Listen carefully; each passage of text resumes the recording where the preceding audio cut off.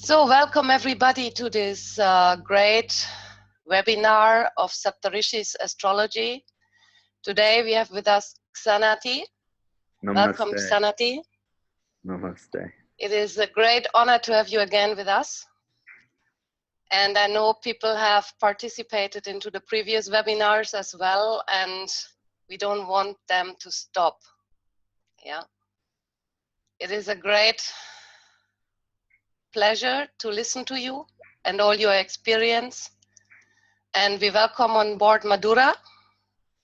Hello, Madhura and Bettina. Namaste. So we have a huge, journey in front of us. It will be a long journey. And I hope that everybody enjoys it to the utmost level. So, Kṣaṇāti, you may start. Oh, okay. Thank you. Namaste Please. to all the panelists. It's such an honor to have your support here today, and I'm just so grateful, and I feel so supported by the Saptarishis team and community. And it's been such an honor for me to work with this organization from day one. And I hope to continuously serve this organization to as much as the possibility that I can. This is a very exciting time for me because I did 3 webinars on astrocartography. Sunil Ji, many months ago, contacted me, reaching out to me, discussing that he liked the way that I had integrated Jyotish and astrocartography and wanted me to teach some series on this. And I said, of course, it would be my greatest honor, Sunil. And so we did some series on astrocartography. And he said that when I was done the series with astrocartography, then I could teach about what truly is my happiest, or what truly is my, I feel is my purpose, or what I would be the most excited to teach about. And I love astrocartography. But really, why I became an astrologer and why I continue to be in astrology is because I understand that Jyotish influences our karma.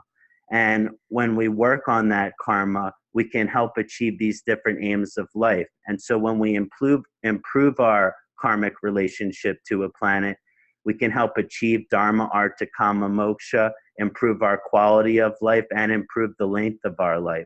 And so that's my real essence of why I love to be an astrologer, is this ability to help other people achieve the different aims of life, their quality of life, maybe make their life longer.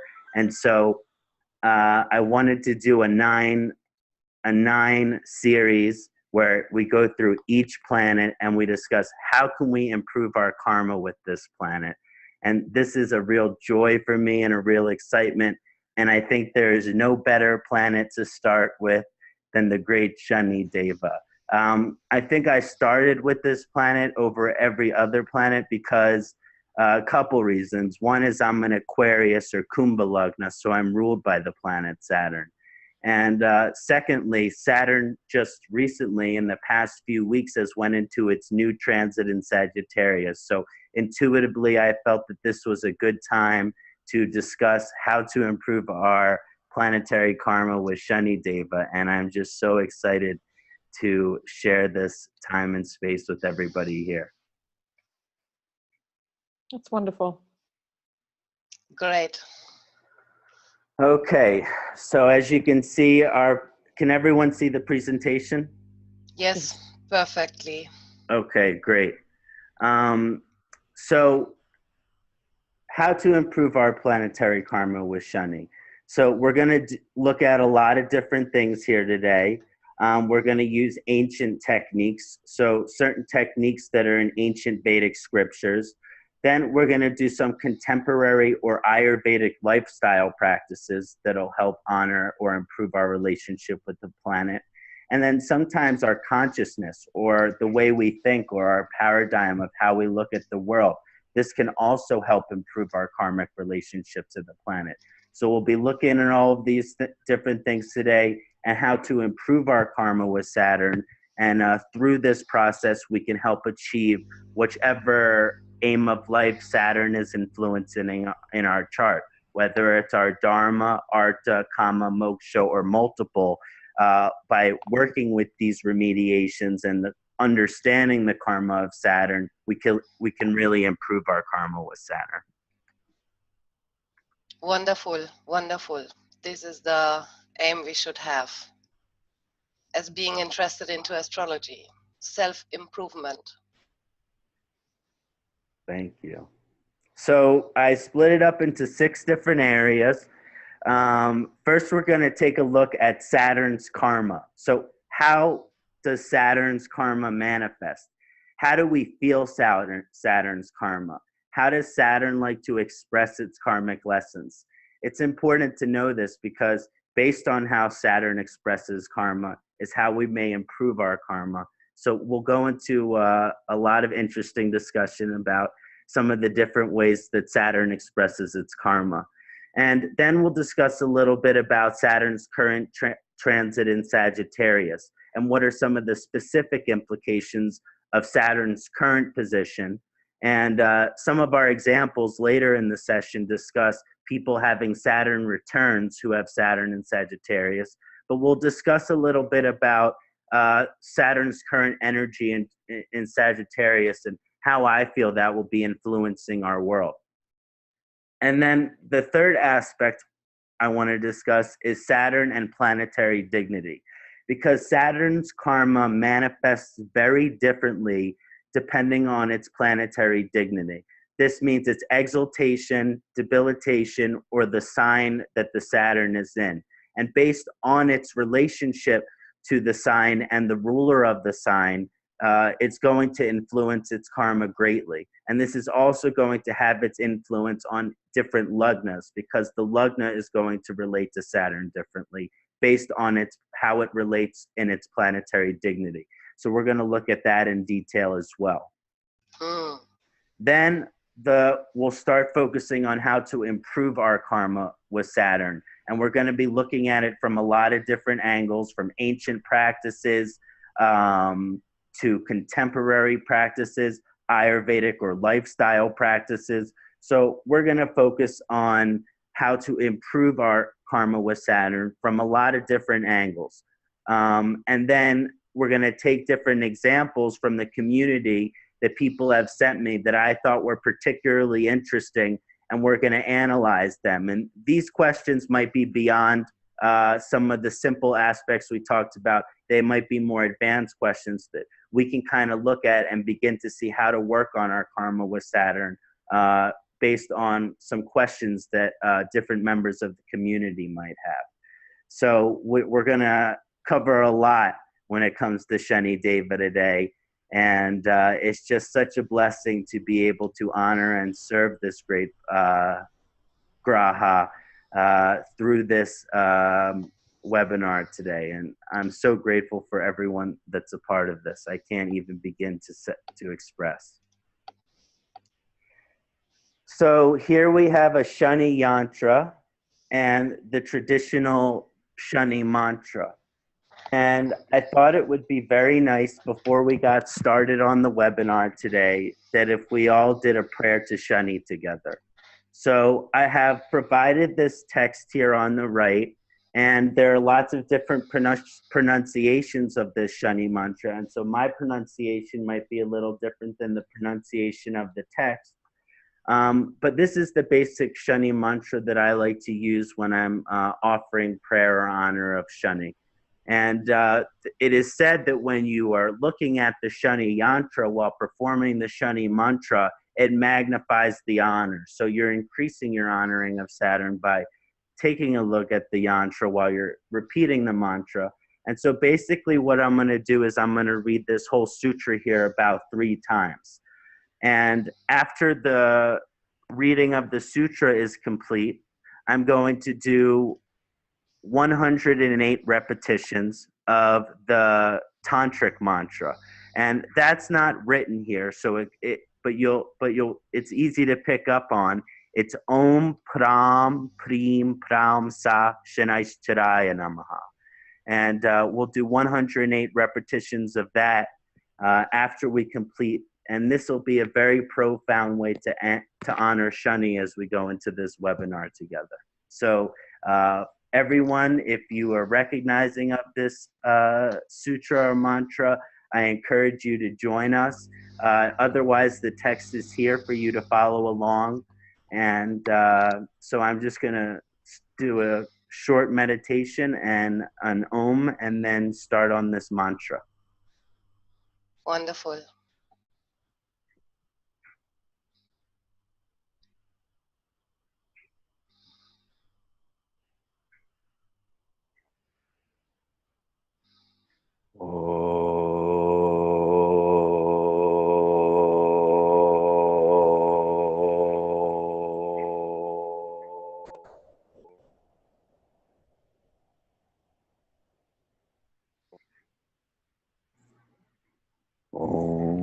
Nilambuja samabhasam raviputram yamagrazam chayamartanda sambutam tam namami shanaishcharayam.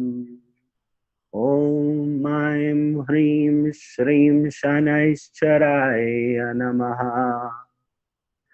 Nilambuja samabhasham raviputram yamagrazam chayamartanda sambutam tam namami shanaishcharayam.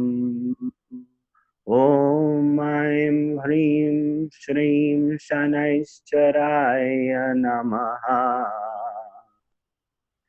Nilambuja samabhasam raviputram yamagrazam chayamartanda sambutam tam namami shanaishcharayam.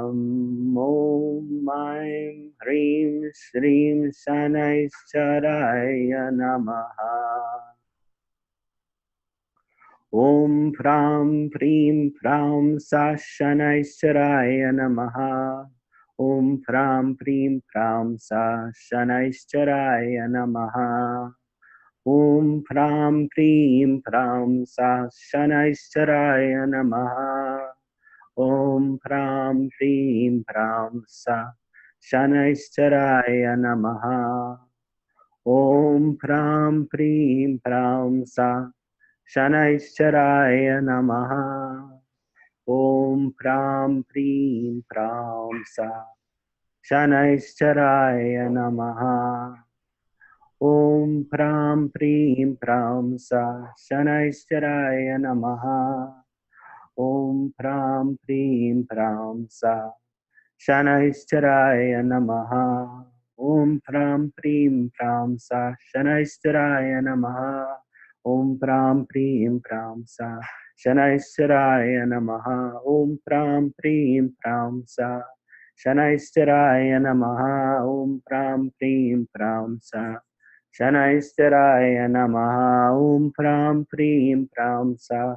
Shanaishcharaya Namaha. Om Pram Prim Pram Sa Shanaishcharaya Namaha. Om Pram Prim Pram Sa Shanaishcharaya Namaha. Om Pram Prim Pram Sa Shanaishcharaya Namaha. Om Pram Prim Pram Sa Shanaishcharaya Namaha. Om Pram Prim Pram Sa Shanaishcharaya Namaha. Om Pram Prim Pram Sa Shanaishcharaya Namaha. Om Pram Prim Pram Sa Shanaishcharaya Namaha.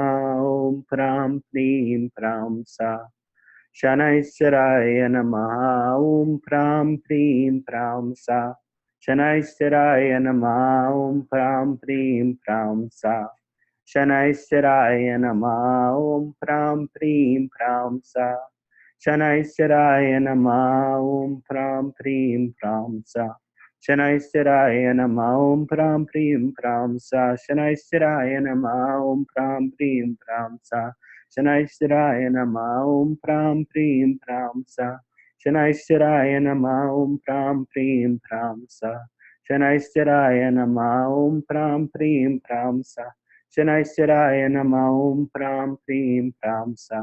Shanaisharaya Nama Om Pram Prim Pram Sa. Shanaisharaya Nama Om Pram Prim Pram Sa. Shanaisharaya Nama Om Pram Prim Pram Sa. Shanaisharaya Namaha Om Pram Prim Pram Sa. Shanaisharaya Nama Om Pram Prim Pram Sa. Shanaisharaya Nama Om Pram Prim Pram Sa. Shanaisharaya Nama Om Pram Prim Pram Sa. Shanaisharaya Nama Om Pram Prim Pram Sa. Shanaisharaya Nama Om Pram Prim Pram Sa. Shanaisharaya Nama Om Pram Prim Pram Sa. Shanaisharaya Nama Om Pram Prim Pram Sa. Shanaisharaya Nama Om Pram Prim Pram Sa. Shanaisharaya Nama Om Pram Prim Pram Sa. Shanaisharaya Nama Om Pram Prim Pram Sa. Shanaisharaya Nama Om Pram Prim Pram Sa. Shanaisharaya Nama Om Pram Prim Pram Sa. Shanaisharaya Nama Om Pram Prim Pram Sa. Shanaisharaya Nama Om Pram Prim Pram Sa. Shanaisharaya Nama Om Pram Prim Pram Sa. Shanaisharaya Nama Om Pram Prim Pram Sa. Shanaisharaya Nama Om Pram Prim Pram Sa. Shanaisharaya Nama Om Pram Prim Pram Sa. Shanaisharaya Nama Om Pram Prim Pram Sa. Shanaisharaya Nama Om Pram Prim Pram Sa. Shanaisharaya Nama Om Pram Prim Pram Sa. Shanaisharaya Nama Om Pram Prim Pram Sa. Shanaisharaya Nama Om Pram Prim Pram Sa. Shanaisharaya Nama Om Pram Prim Pram Sa. Shanaisharaya Nama Om Pram Prim Pram Sa. Shanaisharaya Nama Om Pram Prim Pram Sa. Shanaisharaya Nama Om Pram Prim Pram Sa. Shanaisharaya Nama Om Pram Prim Pram Sa. Shanaisharaya Nama Om Pram Prim Pram Sa. Shanaisharaya Nama Om Pram Prim Pram Sa. Shanaisharaya Nama Om Pram Prim Pram Sa. Shanaisharaya Nama Om Pram Prim Pram Sa. Shanaisharaya Nama Om Pram Prim Pram Sa. Shanaisharaya Nama Om Pram Prim Pram Sa. Shanaisharaya Nama Om Pram Prim Pram Sa. Shanaisharaya Nama Om Pram Prim Pram Sa.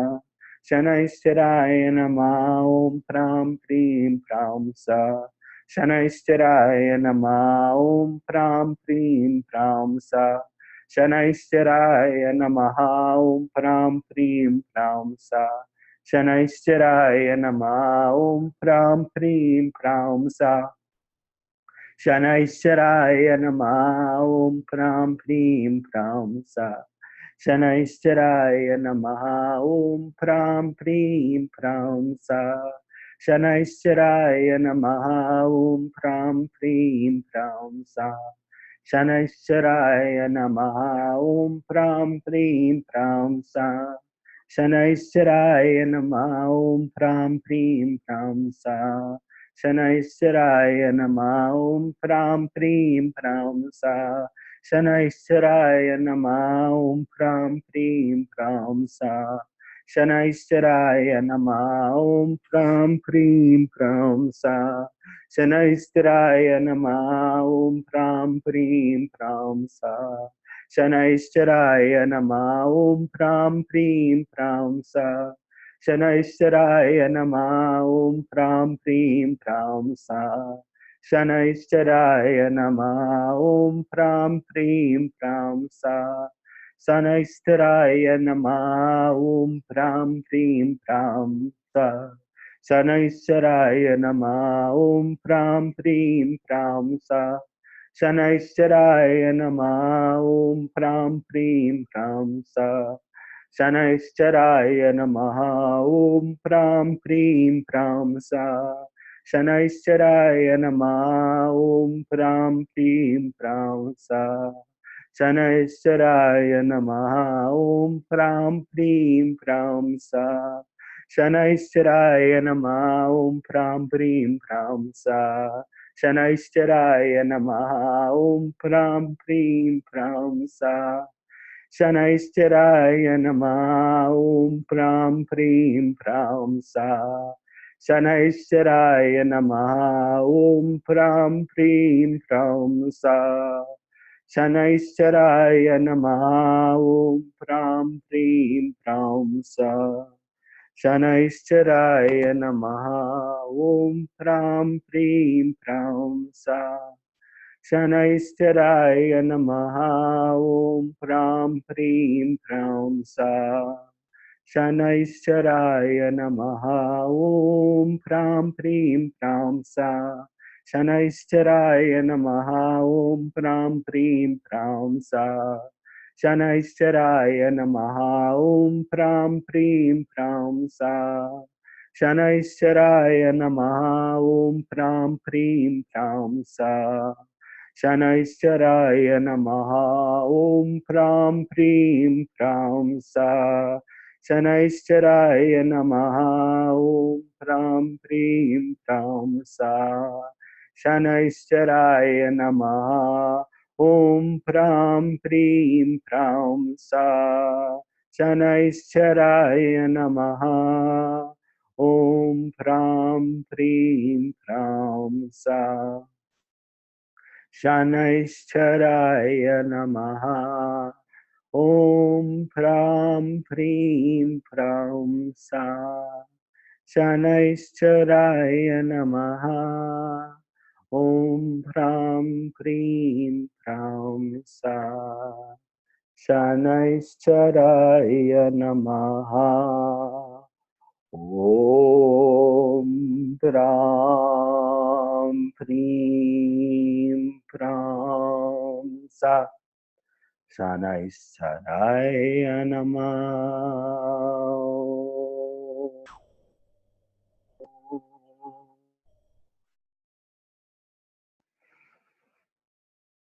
Om Namah Shivaya. Thank you very much, Kṣaṇāti. It was very beautiful. Thank you, everyone, for sharing that mantra with me. It does take a long time, I know, but I think that is appropriate because Saturn, when it comes to Saturn, everything is best done in its longest form. So I thought we would go with the full form of the Saturn mantra there. So thank you, everyone, for your patience and sharing that space with me. Namaste. People are saying they enjoyed it also very much. Okay, good. Good. So let's get started then. So Yes. when it comes to discussing Saturn's karma, and we could talk 12 hours about this, but I think we're going to spend about 2-3 hours discussing Saturn. So there's always going to be more to discuss, but we're going to try to give a basic understanding of Saturn's karma so that everyone can get a concrete, literal understanding of some of the karmas here. The first one that I want to mention is that in the ancient text, Saturn is known as the force of the universe, which delivers, controls, and manifests growth through facing our karma. And one of the most detailed translation of Saturn is that force of the universe which controls. So really, we like to think in our lives that we're in control. And ultimately that God is in control. But in the way that God manifests its energy is through Saturn. So sometimes God's control is a manifestation through Saturn, and that is a very powerful karmic relationship. Saturn is traditionally called Shanaishcharaya in Sanskrit, which translates as the slow mover, or that which moves slowly. And so the inherent energy and nature of how Saturn manifests its karma is within this title of Kṣaṇīśķarāya, the slow mover. And when things move slowly, whether no matter what aspect or aim or area of our life it is, the fact that it's moving slowly and the fact that we're a human being makes it an inherent challenge. Saturn's karma, from as general a perspective as we can take it, relates to having to persevere or endure through tests, delays, challenges, obstacles, hurdles, and adversity. So our ability to survive and prosper through these difficult mechanisms. And when we do, this is how change manifests in our life: success, prosperity, and growth. When we go through certain challenges, when we go through certain adversities, delays, obstacles, and hurdles, when we overcome them, that is when the greatest amount of success, prosperity, or growth can manifest for a soul.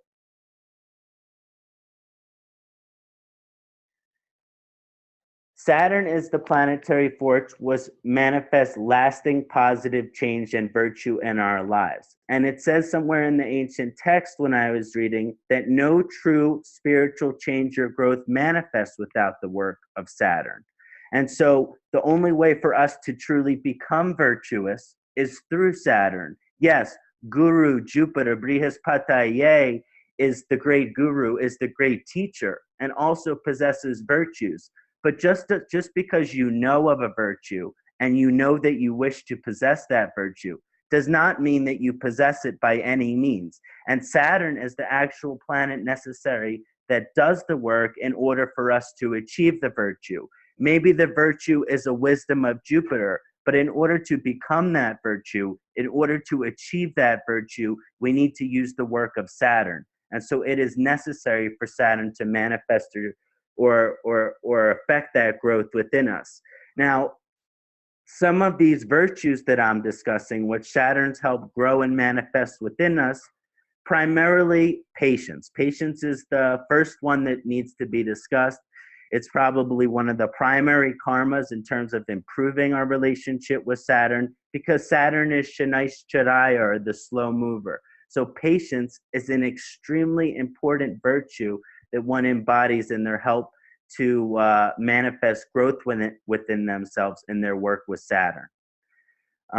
This also includes charity, honesty, acceptance, humility, and kindness. And so these are all what we call virtues. And it doesn't matter whether we're talking about Hinduism, Buddhism, Christianity, Judaism, Islam. All of these virtues are upheld in the most highest respect, no matter what religion aspect you are coming from. So this is something on a profound level which the soul strives for. And if we want to reach these virtues which the soul strives for, well, we have to go through Saturn. And one of the things I like to mention is, in truth, no individual knows which virtue they possess. And even if they have some awareness of the virtue that they do possess, they have no idea what level of that virtue they possess. So, for example, I like to think that I am a patient individual. But how do I know how patient I am? There is no way to test my patience. I can't go to the doctor and get a patience test. So the only way to truly test the patience, or to grow in the patience, rather, is to have the patience tested, is to have the patience challenged, is to have adversity when it relates to patience. So the only way that we grow or become patient individuals, which is a virtue, is to have our patience tested. And so this is really one of the ways that kind of captures the essence of how Saturn works, is that it helps us grow in the highest regard. But the only way to truly grow in that regard is to be tested, and it will test and challenge us in these many ways. And everybody gets tested. Yeah, everyone has Saturn, And everyone has different varying levels of karma with Saturn. But no matter what, we have Saturn Mahadasha periods and we have Saturn Antardasha periods. We have Sadhisati, where Saturn is transiting our moon, and we have the Saturn return, where Saturn returns back to its original sign that it was in at the time of our birth. So this is just a part of being a human being. This is part of being alive. It's the human condition. But depending on your karma with Saturn, these challenges, they have a different nature to them. They have a different potency to them. And these are some of the more subtle aspects. But yes, everybody has this karma in their life. And it is something that I think more on a philosophical level, that or on a spiritual moksha level, if we are ever going to break this cycle of reincarnation, and I don't think I'm very many lifetimes away from even thinking about it, but if I'm ever going to break this cycle of reincarnation, then I know that patience is going to be a part of that. So Saturn will have to work with me many lifetimes in order for me to surrender and become more patient, if I am ever going to even fathom the possibility of reaching moksha. So it's the work necessary to reach our dharma. It's the work necessary to reach our artha, kama, moksha. Now, depending where it is in our chart, it'll influence one aim of life or area specifically. But overall, what we're talking about is there is no way to grow or evolve without Saturn, and it is a necessary relationship. So, Well said. Wonderful. Thank you. Wonderfully said. Yes. So, as I mentioned, one only knows patients by their patients being tested or their. Sometimes Saturn will put our life in situations where we're desiring something. We're desiring something very strongly, and we may be desiring on a soul level. It may relate to kama, which is our soul's dreams. So it's not a negative desire necessarily. It could be a profoundly positive desire connected to kama or our soul's dreams. And Saturn will delay that desire from manifesting or delay the attainment of that desire. And in the process, it's teaching you patience. Now, why does Saturn delay this way? Saturn delays because if we were to receive something at an improper time, we wouldn't be prepared or deserving to receive it. And there's an analogy that I like to kind of explain that kind of just gives a sense of some of this energy that relates to why Saturn delays things. What is the positive aspect of why Saturn delays things? And this is because, let's say you are walking down the street on the sidewalk, and you see an envelope lying on the ground, and you go and open it in that envelope, and there's $5,000 US. Well, it's your lucky day. You found $5,000 on the sidewalk. And odds are, research has shown, when you find money that you haven't had to work for, that you haven't had to go through struggle for, that what you're going to spend it on, as well as how quick you're going to spend it, vastly increases. So because you found that $5,000 on the ground, unless you have a good relationship with Saturn, but if you find that $5,000 on the ground, the majority of people are going to spend that on something that is not important. Not only are they going to spend that $5,000 on something that is not important or necessary, but they might go and spend it rather quickly. Let's say they find that $5,000, they spend it within 1 week because they found it. It was a gift. They didn't have to work for it. Then there's the other side of the spectrum, where somebody works a job where they get paid $5 US every 1 hour of work. Let's say they get paid $5 US for 1 hour of work. They work 40 hours a week, so they make $200 a week.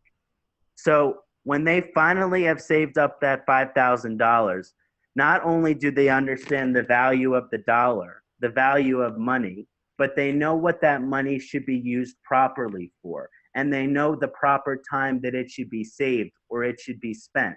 So why does Saturn delay? Because if you pick up $5,000 on the ground, you don't deserve that $5,000. You didn't work for that $5,000, and so it doesn't have its value. And so Saturn delays things so that they can properly accumulate their spiritual value. And then when they properly accumulate their spiritual value, that's when Saturn gives it to you, when you're prepared to receive it. Not before time. And sometimes, depending on the difficulty of the karma with Saturn, generally Saturn is a planet that delays, but it does not deny. But sometimes when the karma from past lifetimes is very difficult with Saturn, it will take away things because you don't deserve them your entire life. And I know that's hard to understand, but this is just the way that the Saturn karma manifests. But even when Saturn is debilitated in Aries, Aries is a movable sign. So with the profound help of the guru or spiritual teacher, it's possible that even the most debilitated karmas with Saturn can offer some reward eventually. Some different examples of how the virtue of Saturn is possessed is honesty is a virtue. Again, every religion, every spiritual teaching considers honesty to be a virtue. And maybe we know how to be honest by Jupiter. We know that honesty is important. We know that honesty is a good thing. But no one knows how honest they are. Again, it's not like we can go to the doctor and get an honesty test. And we'd like to think that we're 100% honest, but I don't really believe that anyone is 100% honest. Maybe if they're some kind of enlightened Mahaguru, Sri Guru or something like that. But I believe that we only possess partial honesty, whether it's in our expression or what we keep inside of ourselves.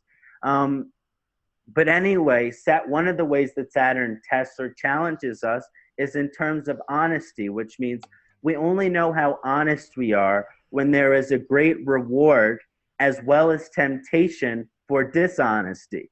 So if there's an opportunity to succeed or achieve or prosper through dishonesty and you still remain to be honest, well, that's when you know you have a good relationship with Saturn, A, and that B, that you have passed the test of dishonesty. And as you can see, Saturn has to do with politics, and politics fails this test every day because politics is dishonesty. So it's this, obviously, there's a connection there between politics and the struggle with honesty or dishonesty as well, and Saturn having this relationship to politics. But yes, Saturn will also test your honesty throughout your lifetime by giving you possibilities to succeed by being dishonest. But usually, eventually, even though the initial success comes from the dishonesty, in the long run, it ends up really preventing you to grow.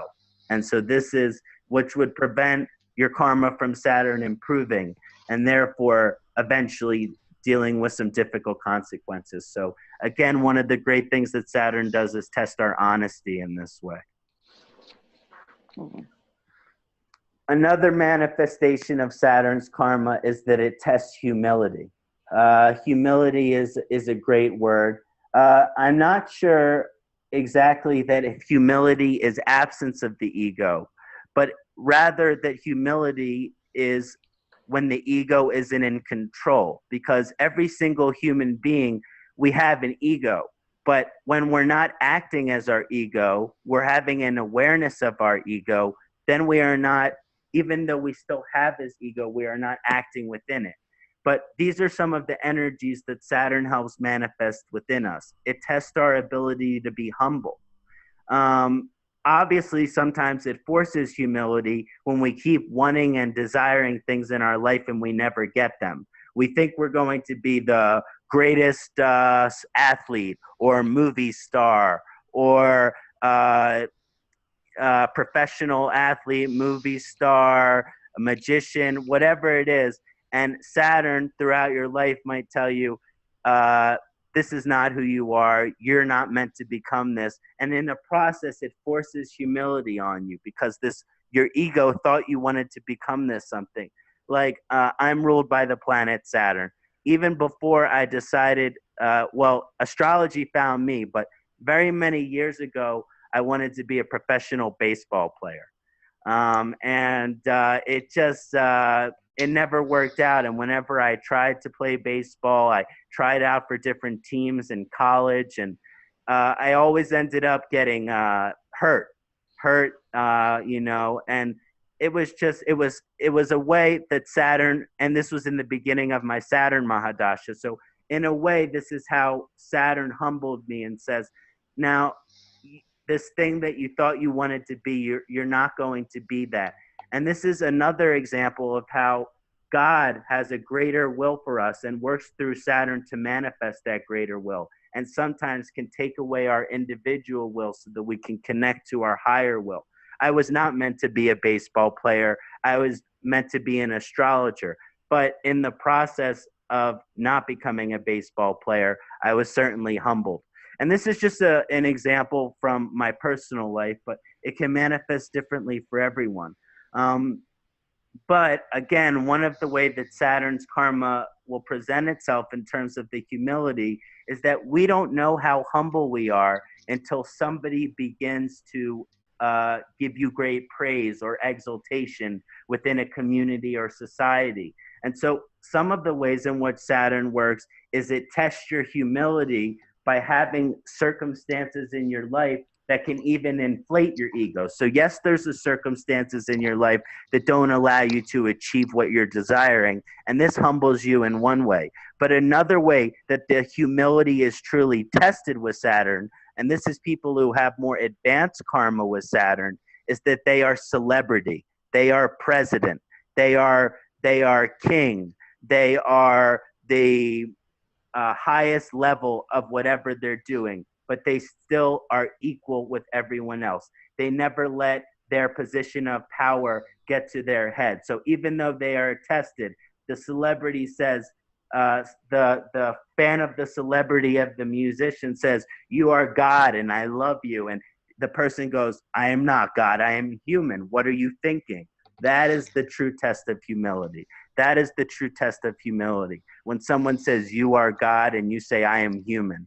And I think this example shows up in the relationship with some very great gurus over time, and their exalted Libras and things like this that show a great amount of humility. Exalted Saturn that can show a great amount of humility. In that regard, would you say that the tests become stronger? Mm-hmm. Yeah? Yeah. Would you say? I mean, if you are a celebrity, then, I mean, all the world will know where you fail, you know? Exactly. So, it's not easy to hide those things anymore.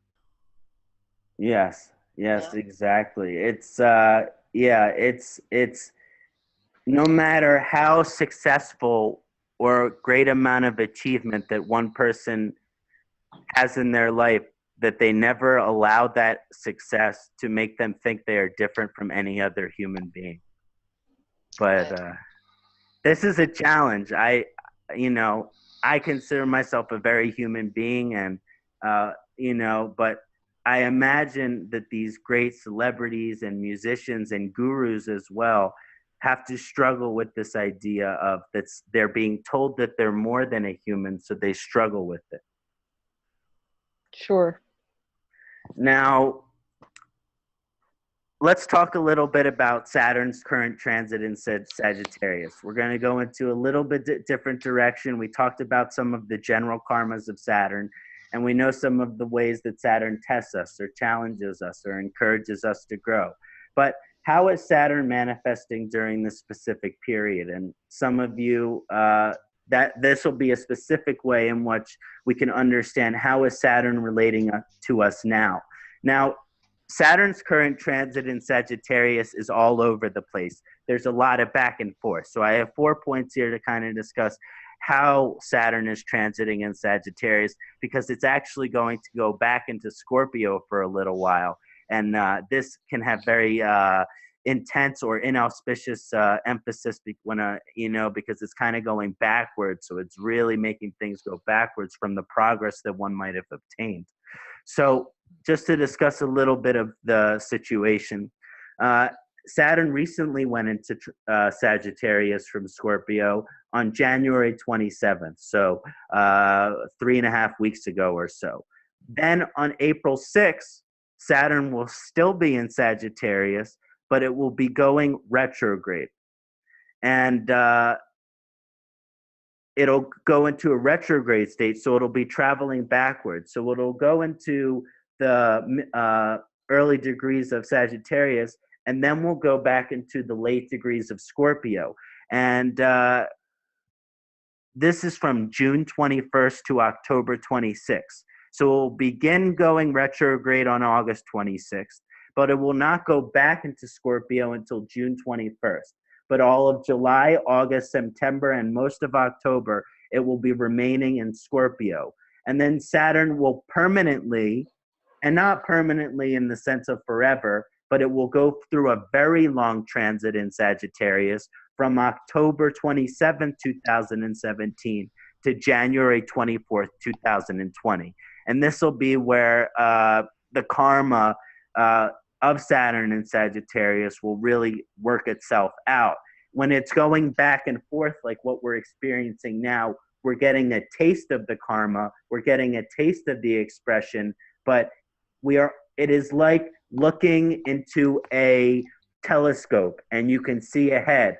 And so you can see some of the things that are going to be manifesting, but they will really not manifest fully until the fall, October 27th, when Saturn enters permanently back into Sagittarius.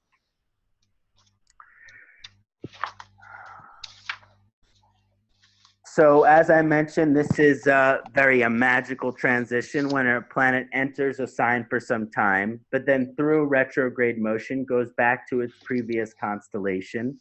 And then eventually... Just 1 second. Sorry to interrupt you. I'm very sorry. But we have made a typo in the previous slide or not? Because 2020, not 20, 20. I'm sorry. All is fine. Okay. All is fine. Sorry. That's okay. So, but I think the transit ends on January 24, 2020, and Saturn will enter Capricorn. Very correct. So this is a very magical transit. Now, magical, which means that it's kind of mystical or spiritual, but it's not magical in that it's only auspicious, because sometimes when a Saturn is going back to a sign, forward sign, it has inauspicious, which means malefic or challenging aspects to it. But I like to consider it magical or mystical in that it's not particularly common. This will show in a certain period, as I mentioned, from January 27th, which is where we're currently in, until June 21st, will we be getting a glimpse into the wormhole, which means we will be getting a vision into the future, where we all become fortune tellers, where we can see into the crystal ball. But that doesn't mean that these changes are manifesting in the way that they fully will when Saturn enters its permanent transit in Sagittarius.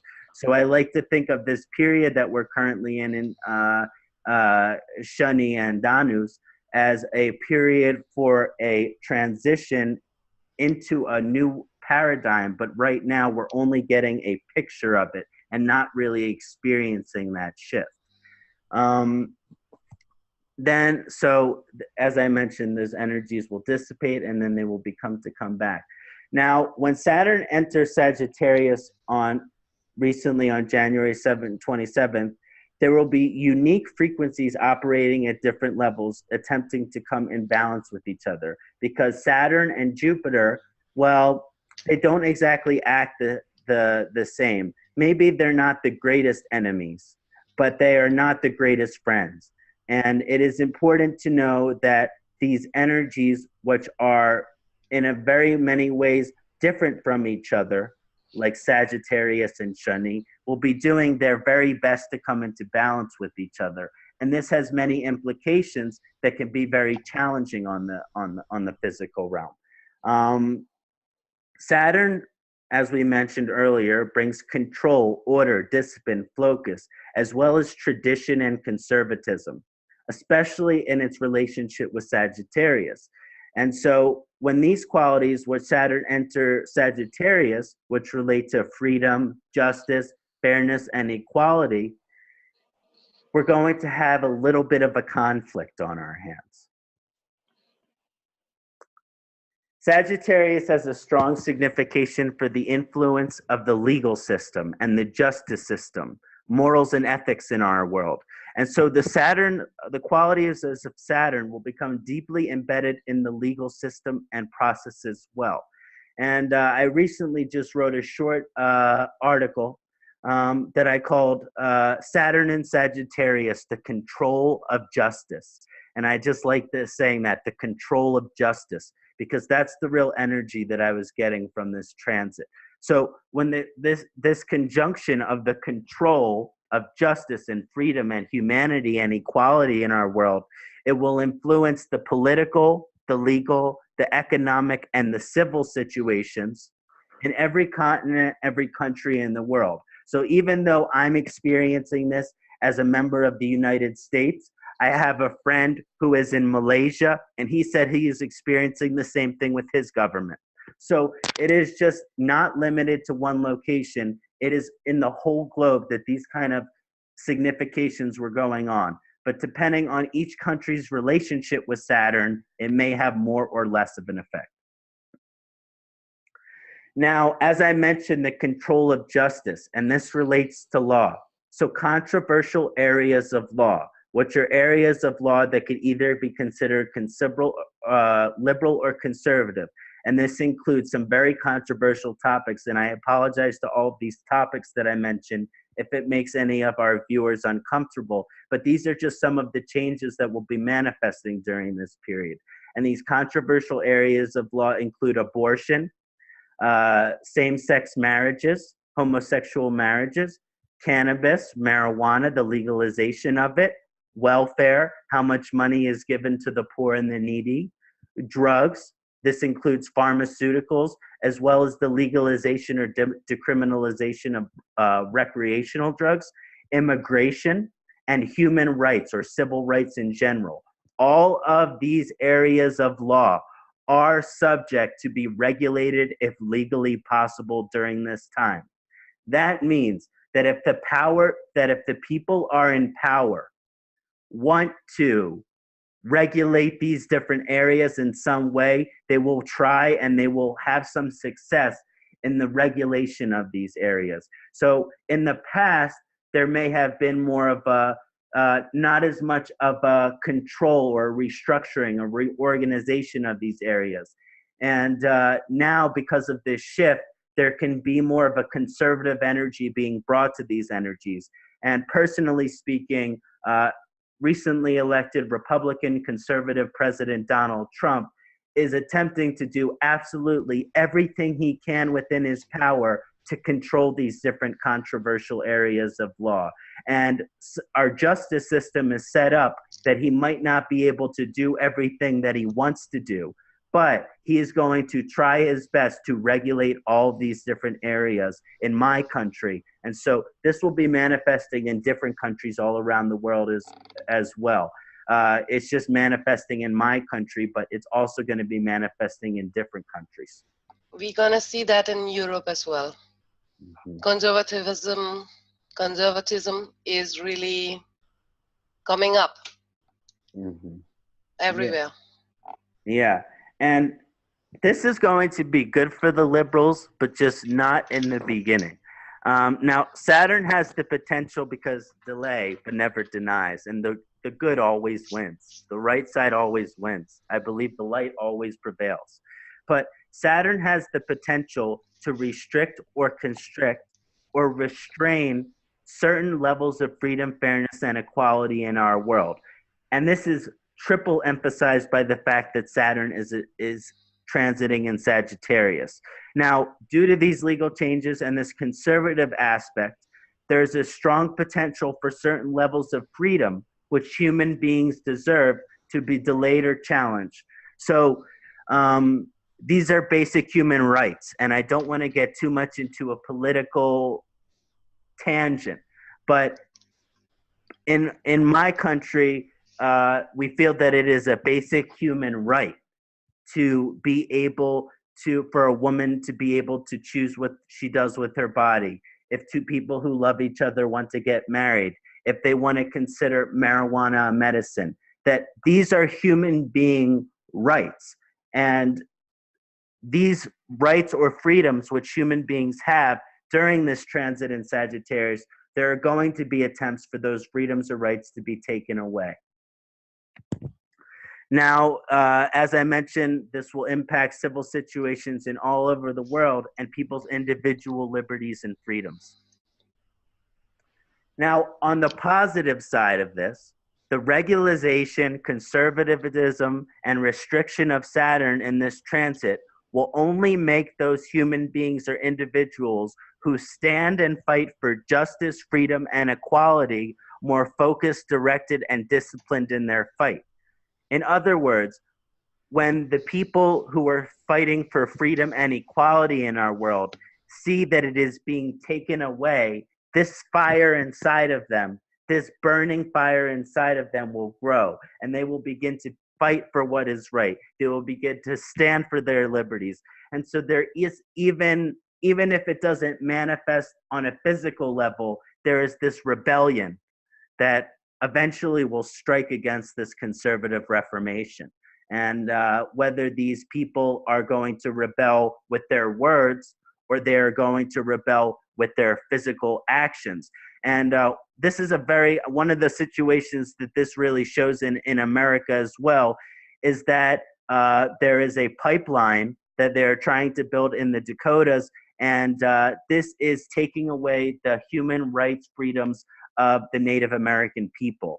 And there's just this fight between those people who know that it is the right of those people to have their land against these people that are building this pipeline just for business. So this is another example in my country of how it's manifesting. And I would like to think that eventually the Native American people, along with the force of the freedom fighters, will be able to come against this this oppression that Saturn is manifesting over them. But Jupiter will come as soon as Shanidev will move out of Sagittarius. Libra. By that time, Jupiter will come to Sagittarius. Oh, okay, beautiful. Yeah, so that is true too. And then things will really grow and expand, and particularly in a spiritual way. But we're just in the beginning of this transit, and the fact that it's going retrograde back into Scorpio means we're really going to be feeling this conservative aspect of it until it at least goes until its final transit in October. And then I still expect into the middle of 2018, even the beginning of 2018 will be more conservative restrainment and constrainment and things like this. So as I mentioned, we have Saturn that's causing the conservative aspect and the structuring and control of these controversial areas.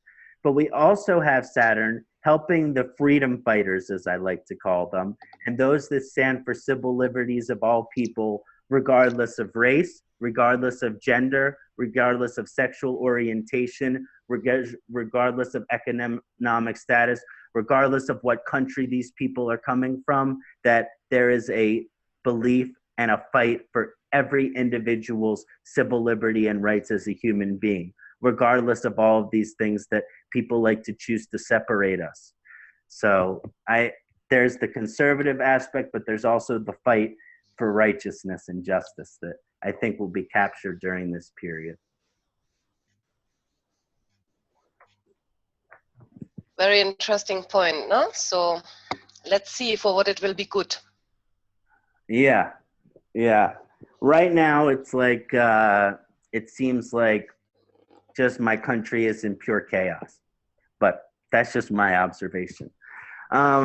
So now I wanted to discuss getting away from the current position of Saturn, even though we're going to go into how Saturn does in other positions. And we're going to discuss Saturn and its relationship to planetary dignity, because the nature of how Saturn's karma manifests varies greatly depending on the dignity of the planet. And so we're going to base this dignity on what sign Saturn travels in, but primarily, instead of just focusing on the signs, we're going to focus on Saturn's relationship to the ruling planet of those signs, because that is what is going to be most significant in kind of understanding some of the specifics of how the karma manifests. And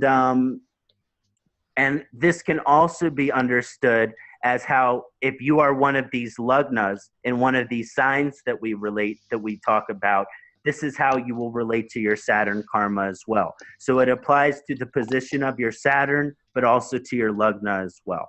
Now, in the astrological text, it describes that a planet in an exaltation sign will reward 100% auspicious influence. That's wonderful. And that a planet in debilitation will promote 100% of an inauspicious influence. But in the case of Saturn, which is considered a majorly malefic planet, it is important to look at exactly how the planetary dignity will manifest, because 100% auspicious effect of a malefic planet can still be extremely challenging.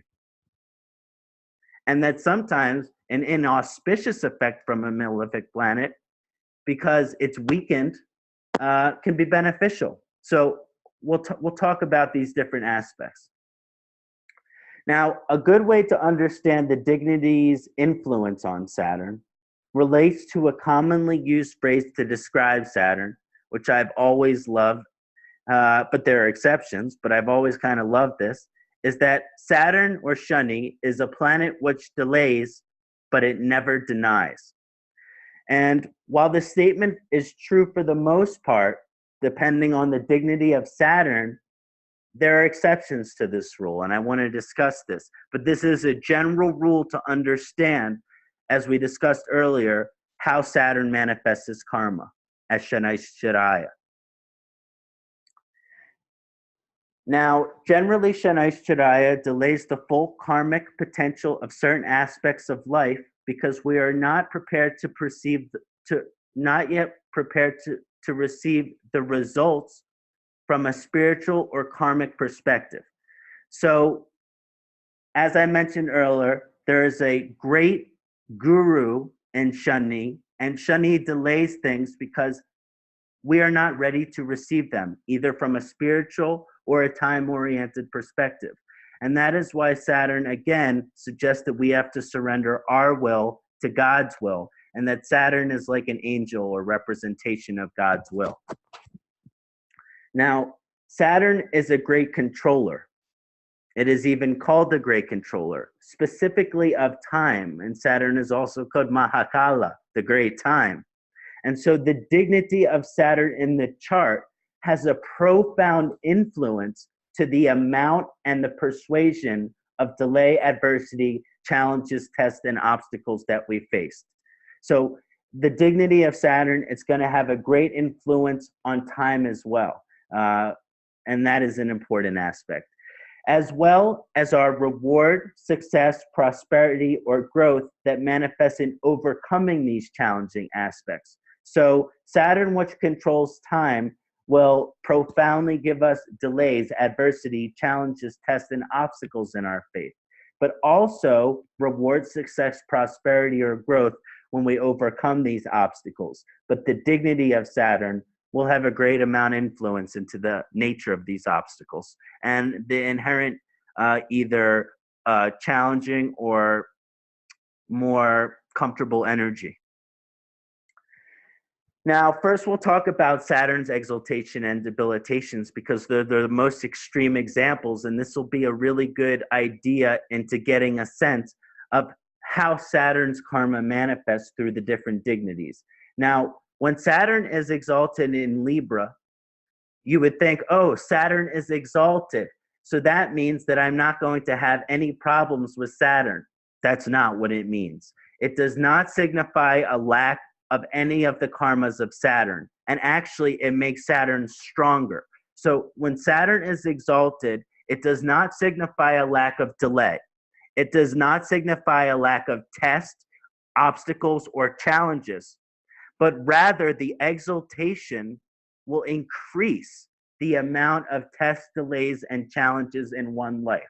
So even though someone's Saturn is exalted, it does not necessarily take away the amount of tests, challenges, or struggles in one's life. It might even promote them or emphasize them or make them a primary theme to one's life. But so that is not how the exaltation, in my opinion, manifests, by the reduction of these challenges. I believe the benefit or auspicious energy of an exalted Saturn is that when these tests, delays, and challenges that we mentioned that are going to be profound because of the exaltation are endured, passed, or overcome. So when we make it through these challenges, then the reward is profound, it's ideal, and it's immeasurable. And generally, this is due to Libra's vibration, which brings harmony and balance into one's life. In other words, an exalted Saturn does not mean that there is no challenge, but it just means that when you overcome that challenge, that the reward is greater than you could ever imagine. Because Saturn is a planet that delays, but it does not deny. And when it is exalted, the reward that you will receive from improving your karma with Saturn can be beyond your greatest imagination. A common example is I have a client, and she has an exalted Saturn Lagna. And she has been trying to have children with her husband for over 10 years, and no success. And they were beginning to have doubts, and the pain and the challenge and the suffering of wanting to have a child and keep trying, but not able to. Well, about 2 months ago, we found out she was pregnant. So even though Saturn delayed for so long, now she is fully prepared to be a mother, be a most amazing mother, and she is so grateful for that child because of all the challenge that she had to go through. And so this is a great example, I think, expressing how Saturn exalted manifests, that it delays, but it does not deny. And when you receive that reward, it will be greater than if you received it before you have gone through your challenge. That is a very brilliant point, Kṣaṇāti, really. Because basically Saturn kind of, the dignity, the person is able to endure. So Saturn is kind of just testing to see how far he would go and if he was able to endure all the way until the right time is there. So I think that's a very profound statement you made there. Thank you. Very well. Thank you, Bettina. Yeah, and there were, when I talked to them individually, they said the mother so badly wanted to have a biological child, and the father said, I would be fine with adoption. So there was going to be a point where maybe they would have given up on the biological and forced and done the adoption, but because the mother had the exalted Saturn, she was not going to give up until it was absolutely not possible anymore. Wow. Nice example, yes. So, and I use that example as I mentioned here, and how an exalted Saturn definitely gives the challenge, test, or delay, but as you mentioned, gives the ability to endure it, and also, I believe, guarantees the reward that is associated with the challenge. Now, when Saturn is debilitated, it's going to be, it's also not completely simple to understand. When Saturn is debilitated in Aries, when a planet enters a debilitation, it weakens the bala, or the strength of that planet. So unless the chart is otherwise strengthened by another aspect of a planet or a divisional chart, if Saturn is debilitated in the birth chart, it shows a weakness of the planet Saturn. And so has a potential positive aspect to it. Now, therefore, it creates an effect in which the nature, this is the most challenging part of a debilitated Saturn, is that the nature or personality, or we could say in Sanskrit, the bhava, of the delays, tests, and challenges within one's relationship to Saturn are particular, dark, or malefic. Sure. So when a Saturn is debilitated, the nature of these karmas is particularly malefic. Like many of my clients with debilitated Saturn, they have cancer. They have, if it's in the 8th house, they're struggling with some kind of chronic illness. If it's in the 5th house, they've never had children. If it's in the 7th house, they've never had marriage. So sometimes, because of this darker aspect of the debilitation, it makes the nature of the karma particularly difficult.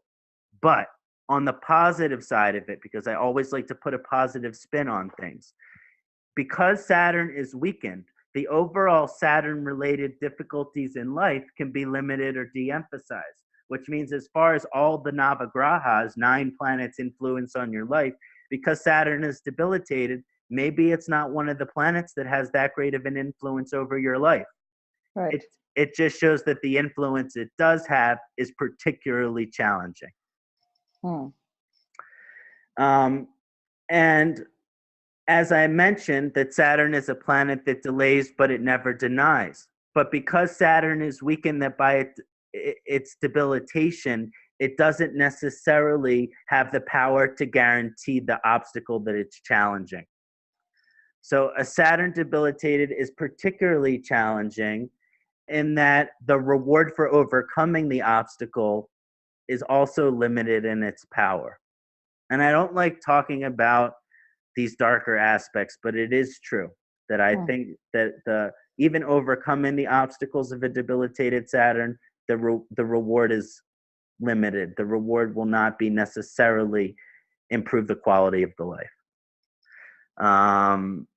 Now, of course, like if you use an example like someone who has a debilitated Saturn in the 8th house and they have cancer, when they overcome that cancer, they have life again, and that is wonderful.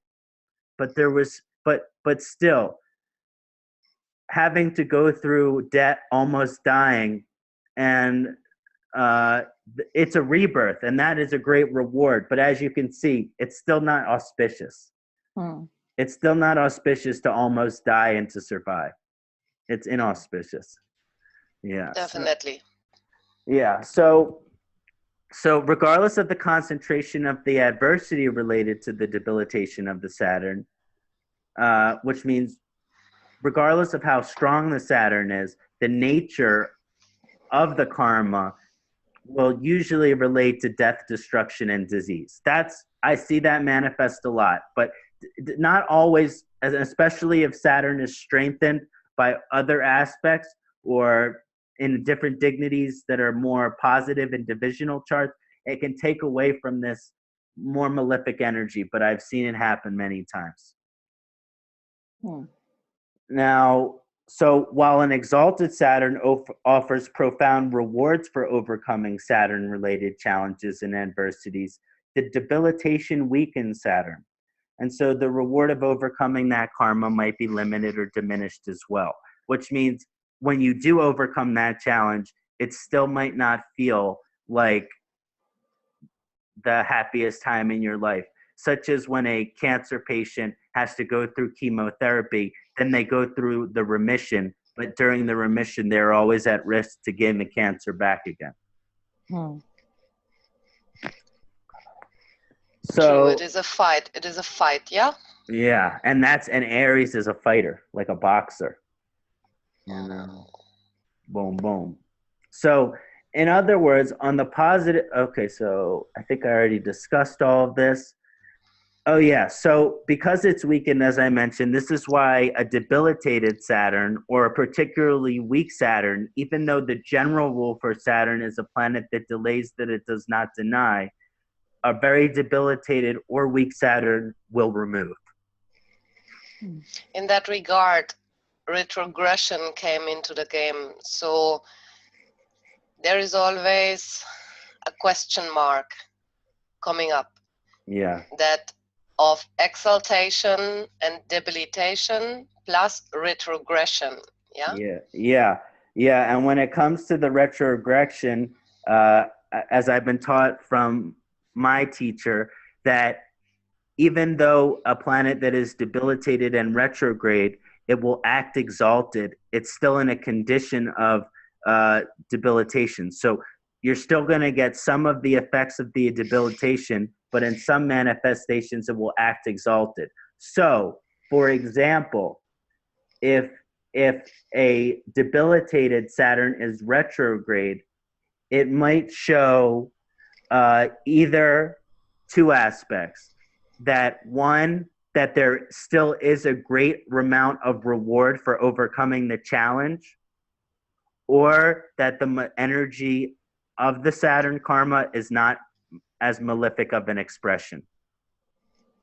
And how the exalted retrograde might act debilitated is that even though you get the reward for overcoming the challenge, and the challenge is going to be great, especially with the retrograde exalted Saturn, that sometimes the reward is not going to be what you thought it was, which means you think you are going to receive a reward and you receive something different. So going back to my example, let's say that the client I was talking about, her greatest dream was to have a child, right?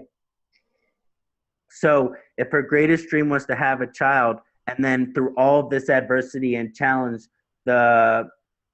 she manifests the birth of her child. But because it's retrograde, then that child is going to be difficult to raise. So then it's like, even though you thought this is what you wanted, when it happens, you get much more challenges. So the challenges just keep coming because it's going to act a little debilitated too. Yeah. So yeah, there are always many factors to be considered, right? Yeah.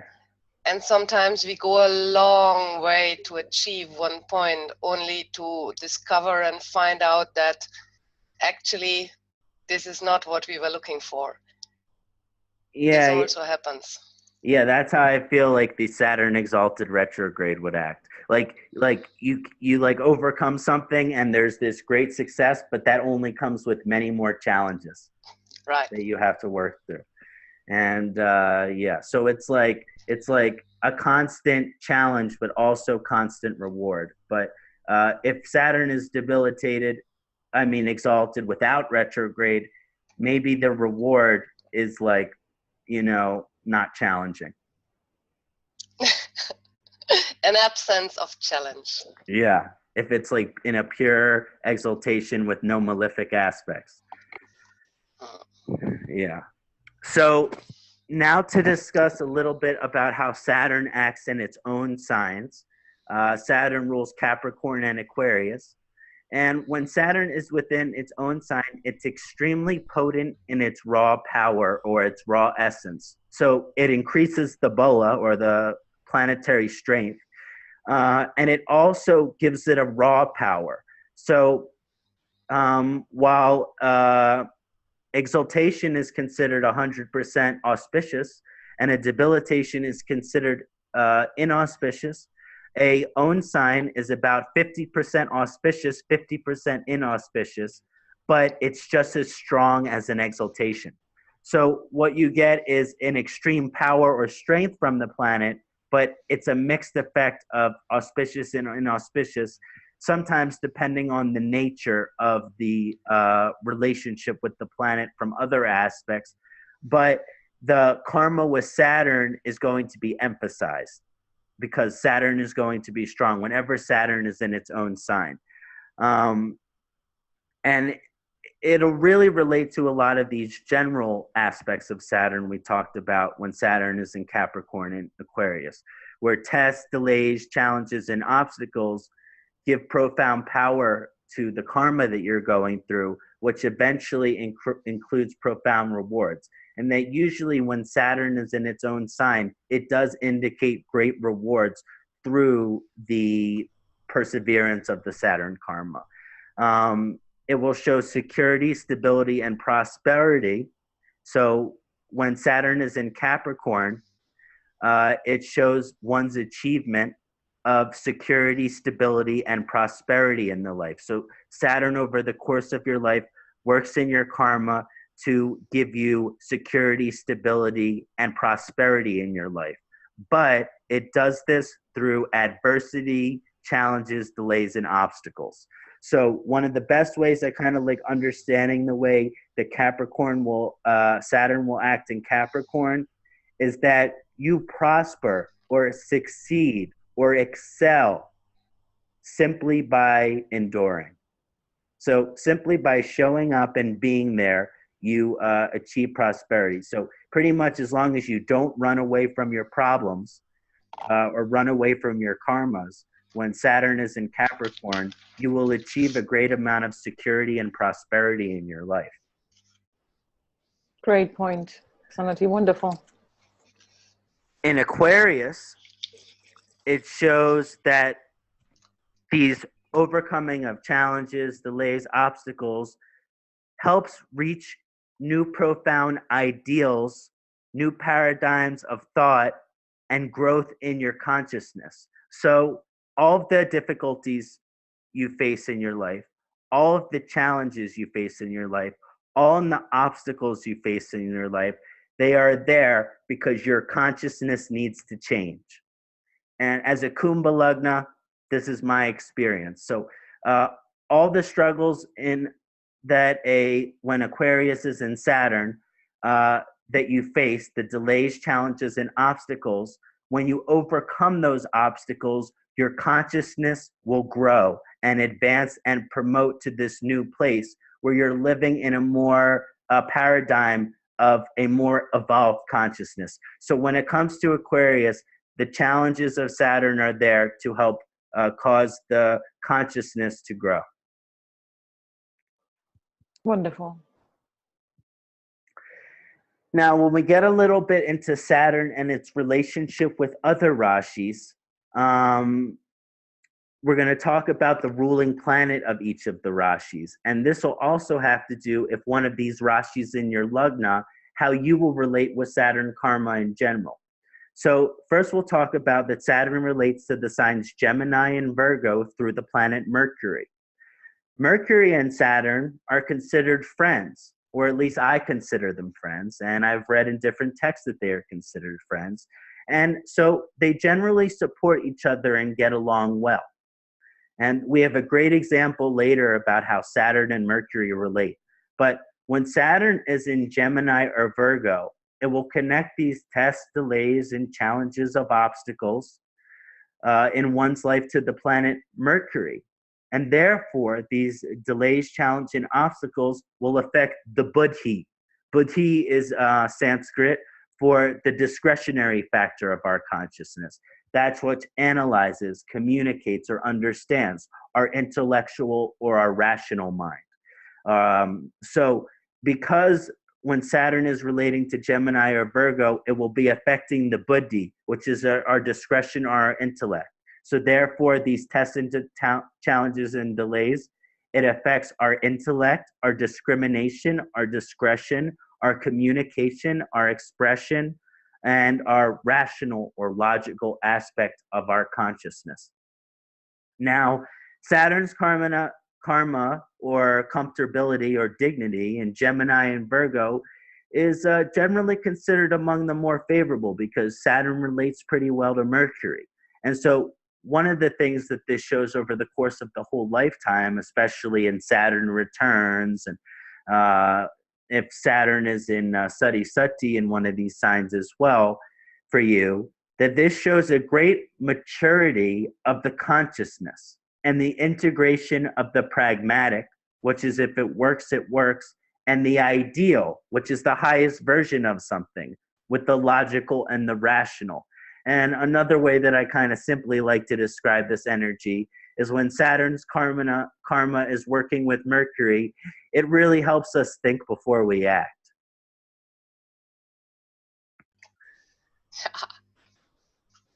Saturn relates to the sign Taurus because we already discussed its exaltation in Libra. Saturn relates to the sign Taurus through the planet Venus. And like Mercury, Venus and Saturn are considered friends. And when it comes to Saturn's friends, I only consider Mercury and Venus to really be the true friends of Saturn. And so Venus and Taurus are another energy in which Saturn will be fairly comfortable with and get along with fairly well. And I've seen this have profound auspicious results in a lot of charts of my clients, especially materially or monetarily. When Saturn is in Taurus, it connects all of these tests, delays, challenges, and obstacles of Saturn to the planet Venus. Therefore, these tests, challenges, and obstacles will show up in wealth, money in our lives, love and romance, pleasure, happiness, the material world, possessions, stability, security, and our attachments. So the tests, delays, and challenges will be manifesting in these different areas of life and will be influencing these areas. So even though it can be beneficial, it can also be challenging in that wealth and love and romance have these challenges, delays, and obstacles attached to them. But because Saturn's in a positive dignity in Libra and Taurus, the enduring or overcoming of these challenges usually will give great wealth and great romance. And usually I see people with Saturn and Taurus either at the end of their Saturn Mahadasha or end of their Saturn return doing very, very well for themselves on the physical realm. Yes, there was a question, Kṣaṇāti, yes, that when this will activate, one person asked, particularly of Shanidev in Taurus. Yeah? Yeah. So, but as this planet delays but not deny, we can be sure that it will not be in the beginning of one's life journey. Yeah? Yes, it will not be in the beginning of one's life journey. And then in terms of the timing of it, it would be most auspicious to receive the rewards towards the end of the Saturn Mahadasha, the end of the Sadhisati, or the end of the Saturn return. So yes, it will be something, especially if someone is a Saturn Taurus Lagna, it'll be something that will be delayed throughout the life. But it has a strong potential to influence its rewards in Saturn and Taurus when Saturn is transiting Taurus, as well as if someone's so if someone has Saturn in Taurus and Saturn transits that Taurus towards the end of that return, it should show great rewards. But in the beginning, it might show a lot of hard work. And it's like kind of like someone who works really, really, really hard, hours and hours and hours and hours, and then finally they get that raise they were looking for. Great. Yeah.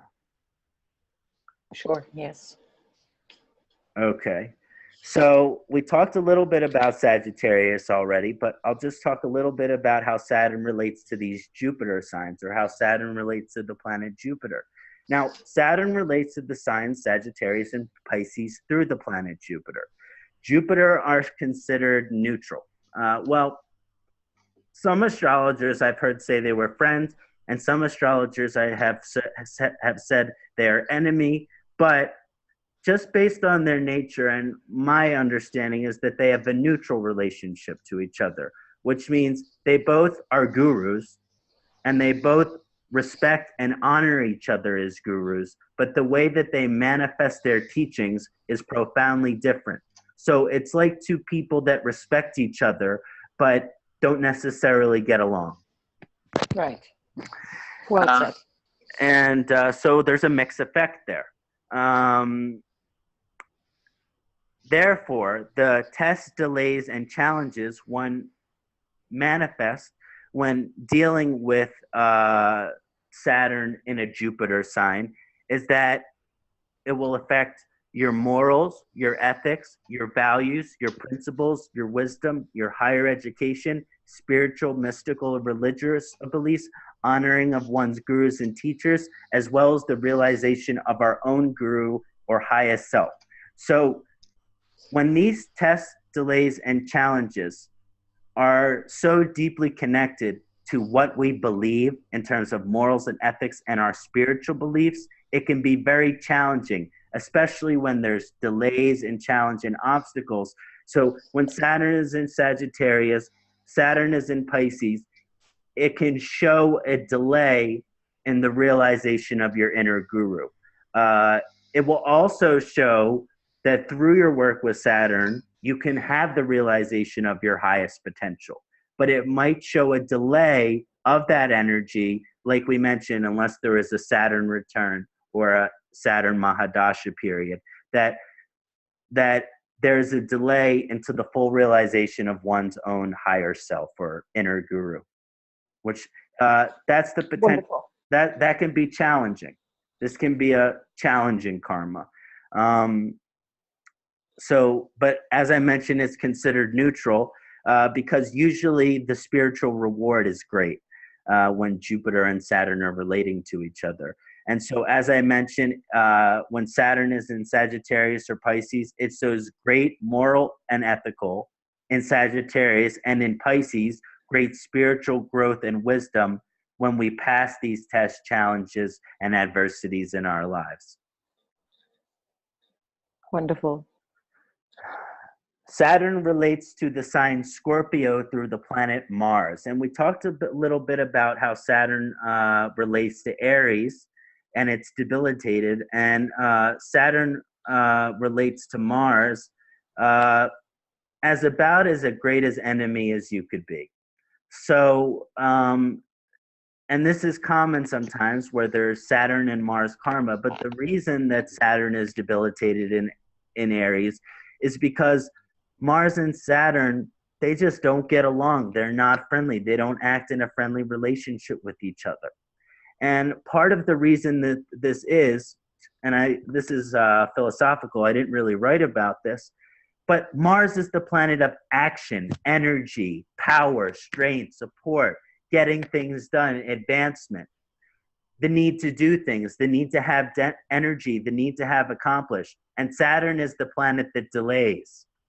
So it's like having someone running in place as fast as they can, but there's a rope tied around them, and Saturn's just holding them there, and they're just running there, and they're exhausting themselves, and Saturn's like, you're not going anywhere. You're not going anywhere. So it's a really difficult energy in that there's this push to go and energy, but at the same time, the delay is so powerful, and it's just like this push and shove that can be very uncomfortable. But Saturn is a little happier in Scorpio than it is in Aries, because Scorpio is more curious, more investigative, more mystical. So a little more favorable to have Saturn in Scorpio than Aries, but still particularly challenging. In that sense, there was also a question you might can answer, yeah? What if in the one it is debilitated and in the Navamsha going to be at least neutral or not debilitated? So what kind of a mixture blend this gonna give? Yeah, great example of how to understand the strength of Saturn through the use of the Navamsha. But in terms of, so if Saturn is debilitated in the birth chart, Rashi. in the Yes. Rashi, but is exalted in the Navamsha, it's kind of like having a Saturn that is debilitated but retrograde in the birth chart. So in a sense, the Navamsha is going to help remove some of the malefic nature of that debilitated Saturn. So I would say that if Saturn is debilitated in the Rashi and exalted in the Navamsha, that will help create a lot more of a beneficial energy for Saturn. But if Saturn is neutral or in an enemy position in the Navamsha, it's certainly not going to help the condition. If Saturn is in its own sign or a friend sign in the Navamsha, maybe it will help the condition partially. But I really think when it comes to a debilitation, the greatest help you're going to get is an exaltation in the Navamsha. Thank you very much. I think Yes. and I hope Good it's going to answer. be answered. What's that? I Good think answer. and I hope that is going to got answered, that question. Uh-huh. What do you mean? And she That means was a that.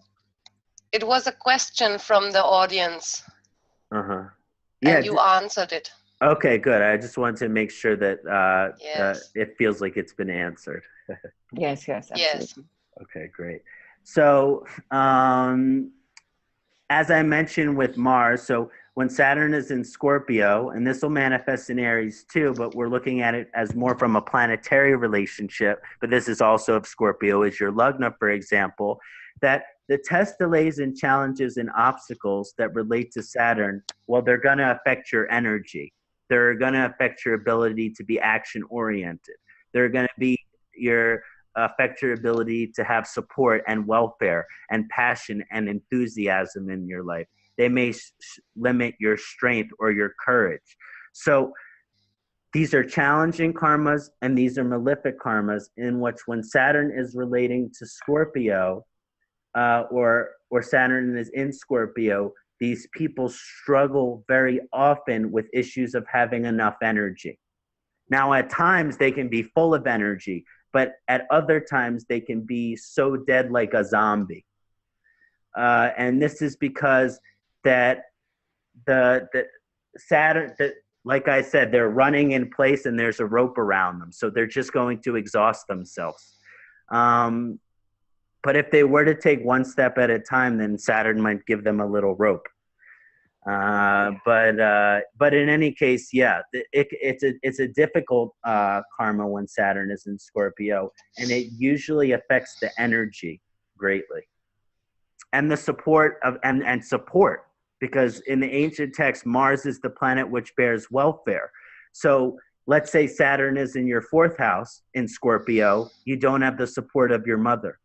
Let's say if Saturn is in Scorpio of the 7th house, you don't have the support you need from your partner, so on and so forth. It can be challenging in that way. Right. Okay, 2 more Rashis that I wanted to discuss and how Saturn relates to these planets. Saturn relates to the sign Leo through the sun.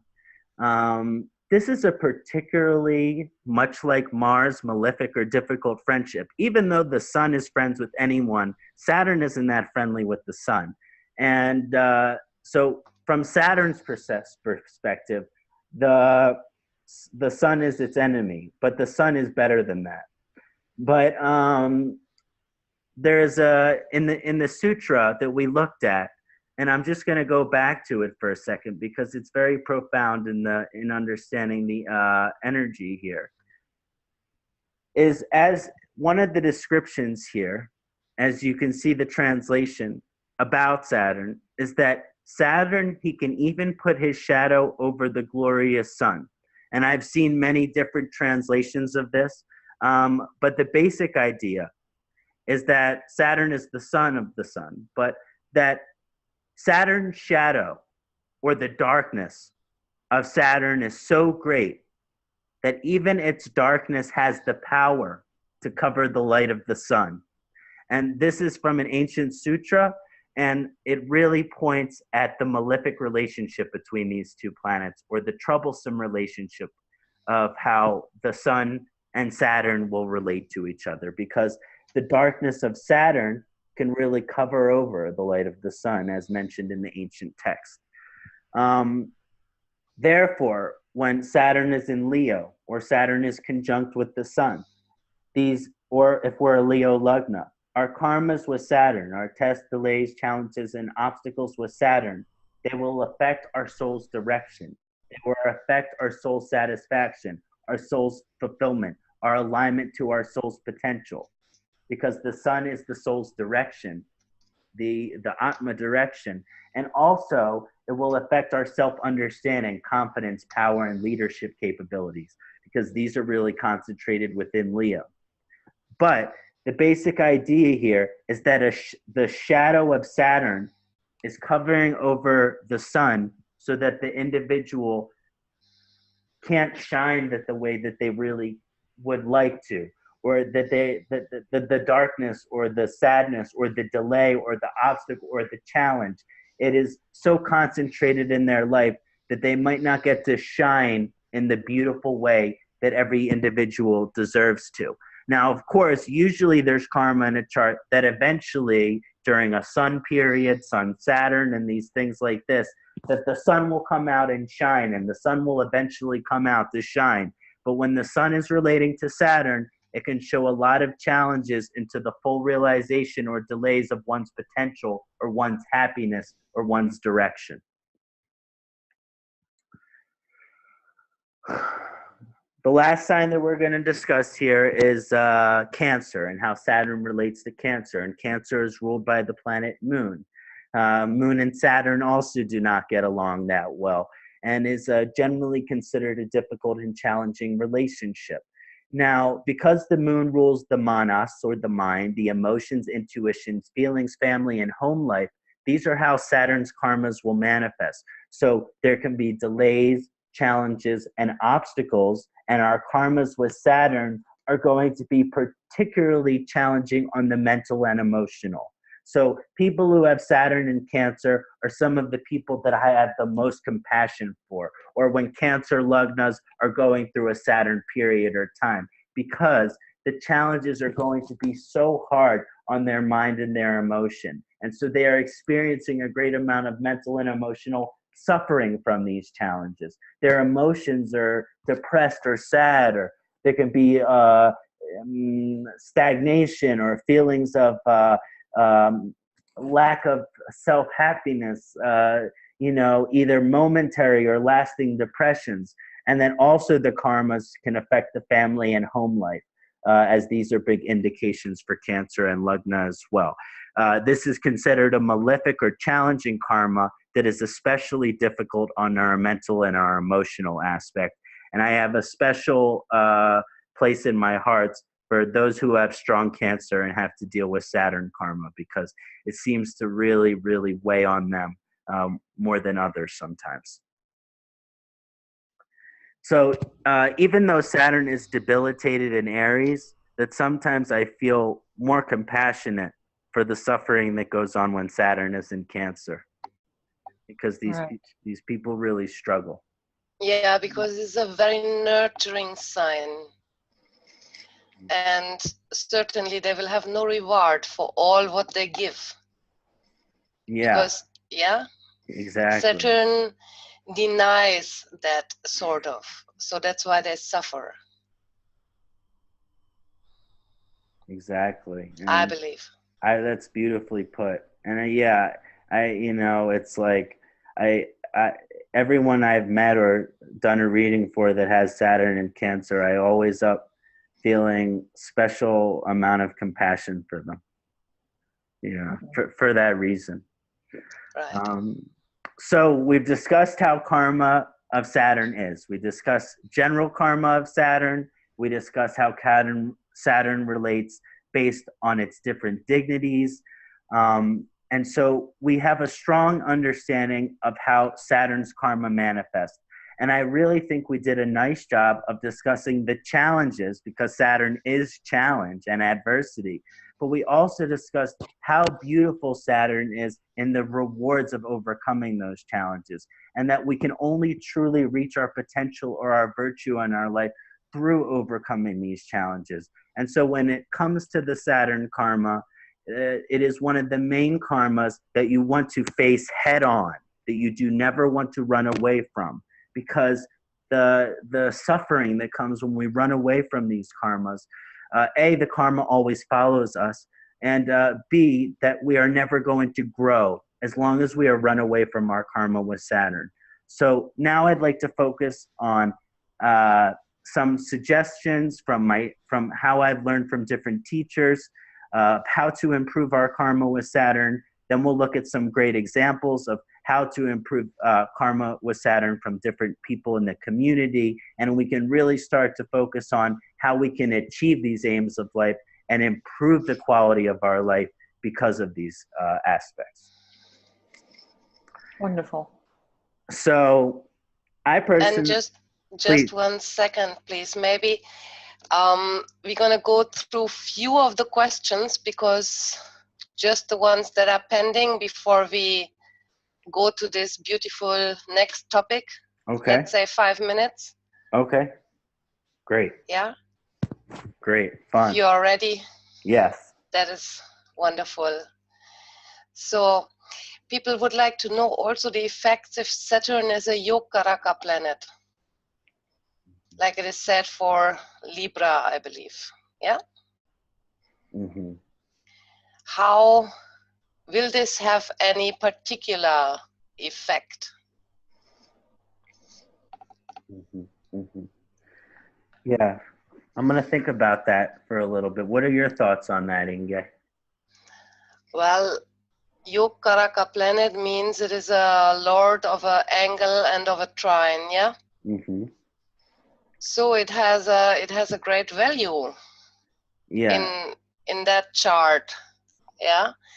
But in my eyes, it also don't play out always in the expected ways. Mm-hmm. Yeah. That's what. Depending on the placement, yes, and the aspects and the overall, and sure. Yes.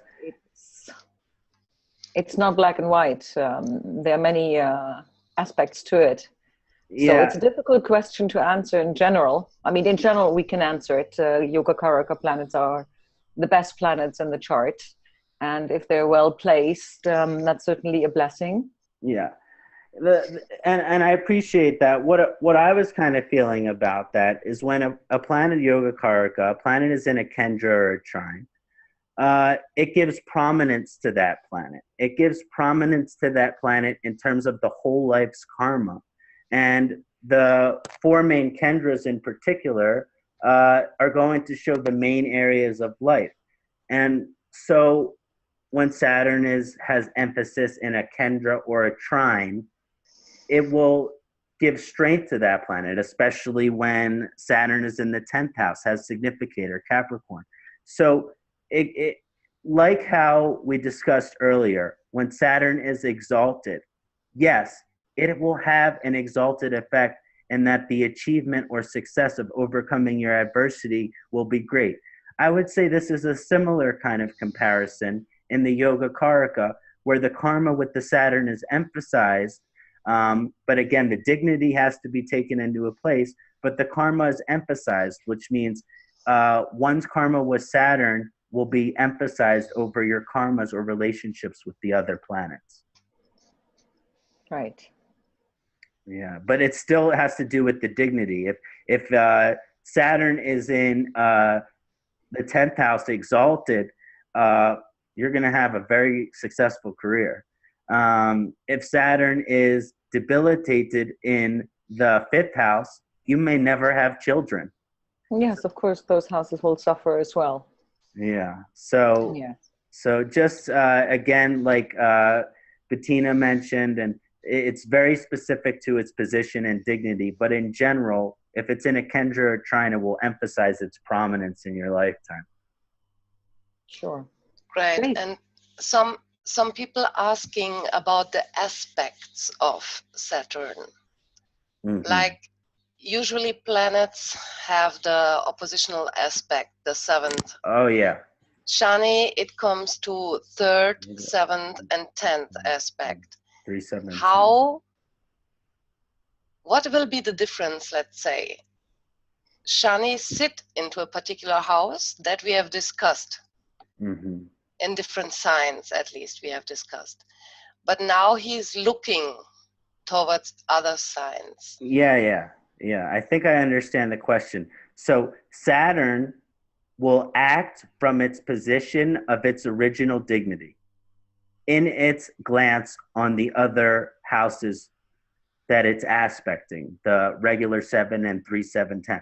So when Saturn is aspecting these things, it is aspecting them based on the dignity of the sign that it's in. So if Saturn is exalted, it will be glancing or viewing its aspects from a position of exaltation. Sure, yes. But if it's debilitated, it will be putting a debilitated effect on those house, which it is aspecting or glances at as well. Although I do believe that the aspect, well, there's a full aspect, which is 100% aspect, but a lot of the other aspects, there's 50% aspects and 25% aspects. And these things, it's not gonna necessarily bring as much of the dignity with it, but the complete aspects bring the full dignity to the house it is looking at. Right. How about the difference in aspects from, let's say, okay, in opposition, how about the 3rd and the 10th aspect? Would you differ between them? Yeah. I think I know in the writings it describes that one of the aspects is 100% and then another one of the aspects is 75%. I think that 3, 7, 10 for Saturn is 100% aspect. It's 100%, yes. And that the 7th house is a 50% aspect. Yeah, I'm talking in terms of the quality of the aspect. So a 3rd aspect may have more self-will. Yeah. And the 10th aspect being different from that. Yeah.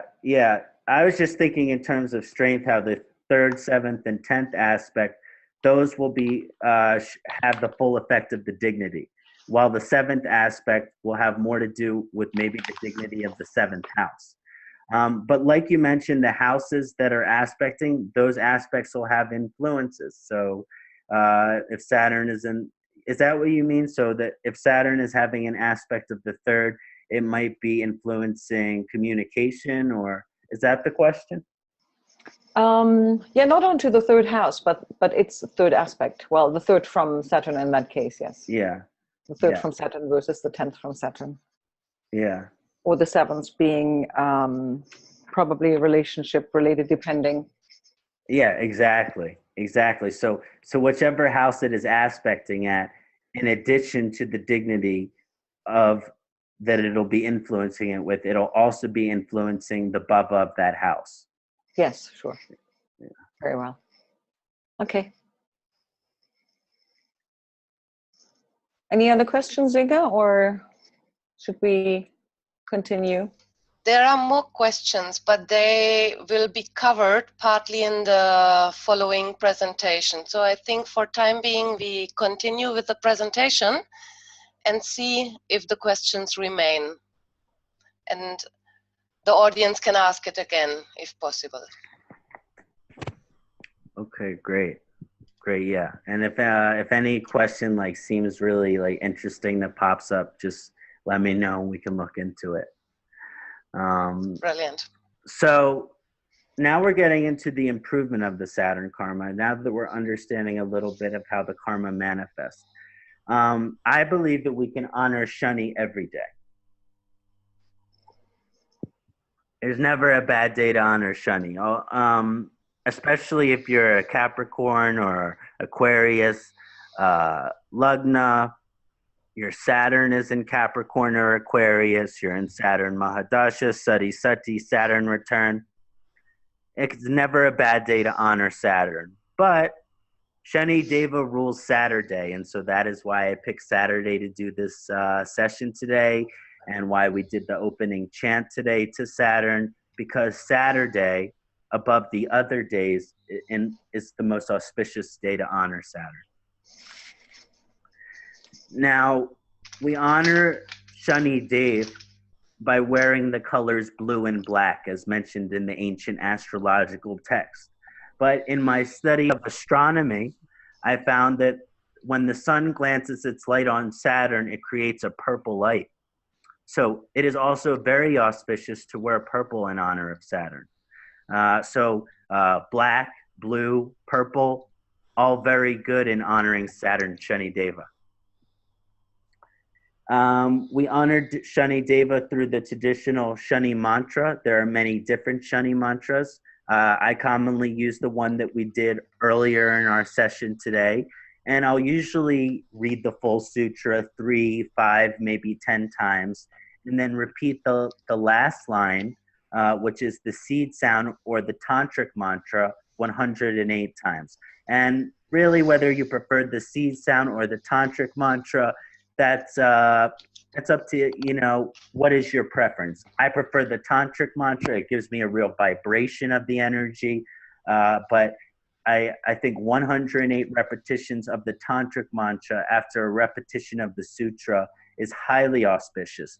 And it is most auspicious when you have a traditional Saturn yantra, gold-plated Saturn yantra, that you can have on your altar when you're performing the Saturn mantra. This is said to magnify the expression of the prayer up to 1,000 times. So for whatever symbolic or metaphoric value that is worth, it is highly beneficial to perform the Shani mantra in front of a Shani yantra on a Saturday for the most auspicious energies. Wonderful. Oh, and specifically in terms of time, if you have a prashna or some kind of program that lets you see the chart, it is highly beneficial for you to perform the Shani mantra when Shani is transiting your lagna or your moon. Okay. How about Shani Hora? Also fantastic. Good. Yeah. So these are going a little bit over some different recommendations, and this we're going to talk about for a little bit because it's controversial and there's a lot of debate around it. Is when it gemstones when it comes for Saturn, and I've spent a lot of time researching this, and I want to get the different panelists' beliefs and their thoughts around these things. But first, I'll discuss a little bit about my thoughts or opinions as relates to the Saturn gemstones and when it may or may not be auspicious to wear them. We honor the Shani Dev by wearing the gemstone blue sapphire. And for a less expensive gem, amethyst is also highly recommended. And iron is the metal for Saturn, but most of the jewelers I know don't know how to set gems in iron or find it extremely difficult to do. So I usually recommend silver or gold, depending on the ruler of the sign of what Saturn is in. So if Saturn is in a Jupiter sign, I might recommend a gold setting. If Saturn is in a Venus sign, I might recommend a silver setting, so on and so forth. But the two gems that I like the most for Saturn are blue sapphire and amethyst. And amethyst is great when you want to dip your toes in the water of working with gemstones and improving your karma with Saturn, because it's a very strong gem for Saturn, but it's not as close to as strong as a true pure blue sapphire. So it's a great way of going in the shallow end of the pool when working with gemstones and your karma with Saturn. And here I have an amethyst gemstone set in a circle setting. Thank you. Very nice. That's a great point, yes. So I believe that the general etiquette is that when it comes to recommending gemstones, right hands for a man and left hands for a female. But I don't believe necessarily, and that's because left is lunar or the moon, which is feminine, and the right is masculine or solar, which is the sun, Ida and Pingala, so on and so forth.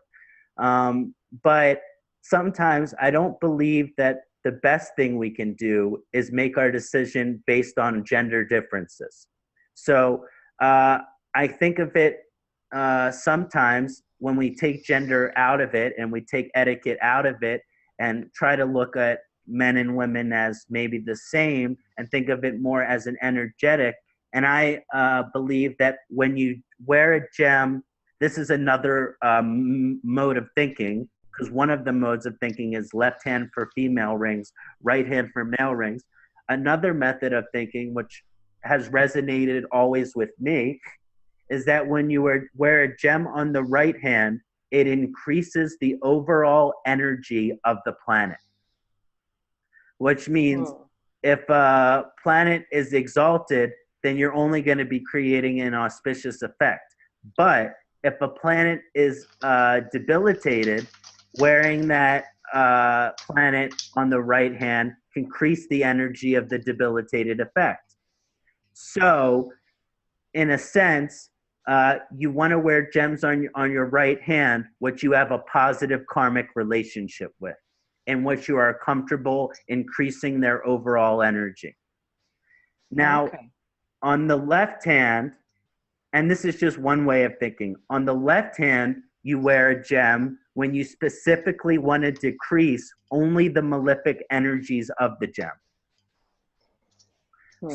So the right hand increases overall energy, and the left hand decreases only the malefic aspects. So on my middle hand here, I have a Rahu Kṣaṇāti, and I wear it on my left hand to decrease the malefic effect that Rahu has over me.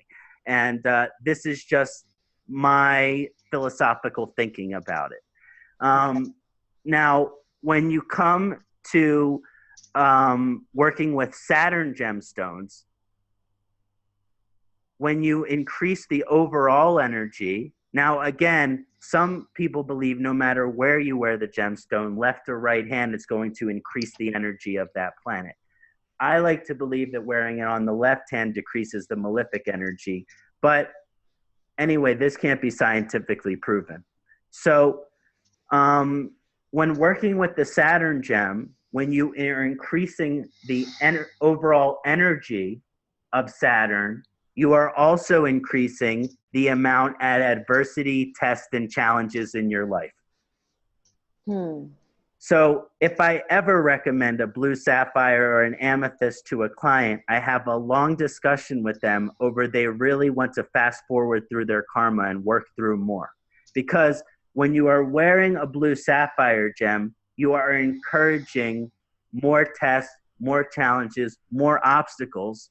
Now, it's really a gift if someone is extremely devoted to their spiritual path and wants to accelerate their karma and wants to work through all of these things and is ready to deal with all of the tests and challenges that increasing the power of Saturn might bring. Right. On the other hand, if you're fine, if you're happy in your life, and you don't necessarily want to increase the amount of challenges or difficulties in your life, you may not want to wear a Saturn gem. So I always respect the people who wear the Saturn gem because I see it as someone who is willing to face their karma, look at their karma, and if possible, go through their karma in an accelerated fashion. But that is not fun, and that is not easy. So wearing a Saturn gemstone has a malefic effect in that it is increasing the amount of the Saturn karma that you have, which means you might be able to go through it quicker, but that will make it more concentrated and more challenging for a certain period of time. And that is why, unless you're a Kumbha or Capricorn Lagna or in a Saturn Mahadasha, unless those are the conditions, I will very rarely recommend a Saturn gemstone. But again, I mentioned that if you do wear the gemstone on the left hand, there are different gemstone philosophers who believe it only decreases the malefic energy. So if you are concerned about the malefic energy of Saturn when you're wearing a gemstone, then perhaps try wearing it on the left hand to help decrease the malefic energies. But again, these are just some different theories. What do Inge and Bettina, what do you think about Saturn gemstones? Difficult topic. Yes. In my eyes, too, it is a controversial point. And there are so many opinions as there are people, you know. I have seen the people for whom, like a Libra Lagna, with Saturn in good dignity and Mahadasha coming, might wear one sapphire ring. But in my eyes, it is you have to be strong to cope with these powers, because anyhow it will be a difficult and challenging, let's not say difficult, but challenging time in which you have to endure maybe a lot of different facts of life. So, and that sapphire might give you the power to endure it more better. Beautiful. But look, it is a try and nothing is absolute. So I would, for example, not advise a sapphire ring where Saturn is not in good dignity to strengthen it in general. Yeah. Yeah? Yeah, because then you're strengthening the bala of the malefic karma. Right. Right. Yeah. So I would say, now of course, if that person has debilitated Saturn and maybe they're a monk, then I will maybe consider it, because then they are absolutely dedicated to their going through their karma and nothing else. But as far as us human beings go, that you don't want to I agree with that you don't necessarily want to increase the potency of the malefic karma. Right. Because in this world, we have to function also. We have to pay our rent. We have to, we have to function. We might have families, husbands, wife, children, aunts, uncles. And our own personal karma is one thing, but they all live with us. Yeah. So we are not only ourselves. Yeah. So in the case of a monk, anyhow, he is ready for everything. Yeah. Yeah. True. So beautiful. Yeah. So, it's kind of a topic that's open to interpretation, but I think that before getting a Saturn gemstone, it is going to be helpful to get a professional opinion from an experienced astrologer beforehand. Absolutely. Absolutely. And one more point is just coming to my brain, and we will come to that point also, is that there are much more better ways than wearing a very costly gemstone. Yeah. Saturn is considered as a Shudra also, yeah? And this gemstone, particularly a blue sapphire, is a very costly thing. It is, yeah? Yeah.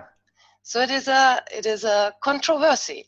That's why I recommend amethyst, because it's much less expensive. Yeah, that's a good thought. Yeah, but also I think that Saturn is about doing things the long way and the sure way and the way that takes the most work. And when you think about gemstones, it's a shortcut. It's a shortcut because you're expecting something you purchased with an amount of money to help your karma.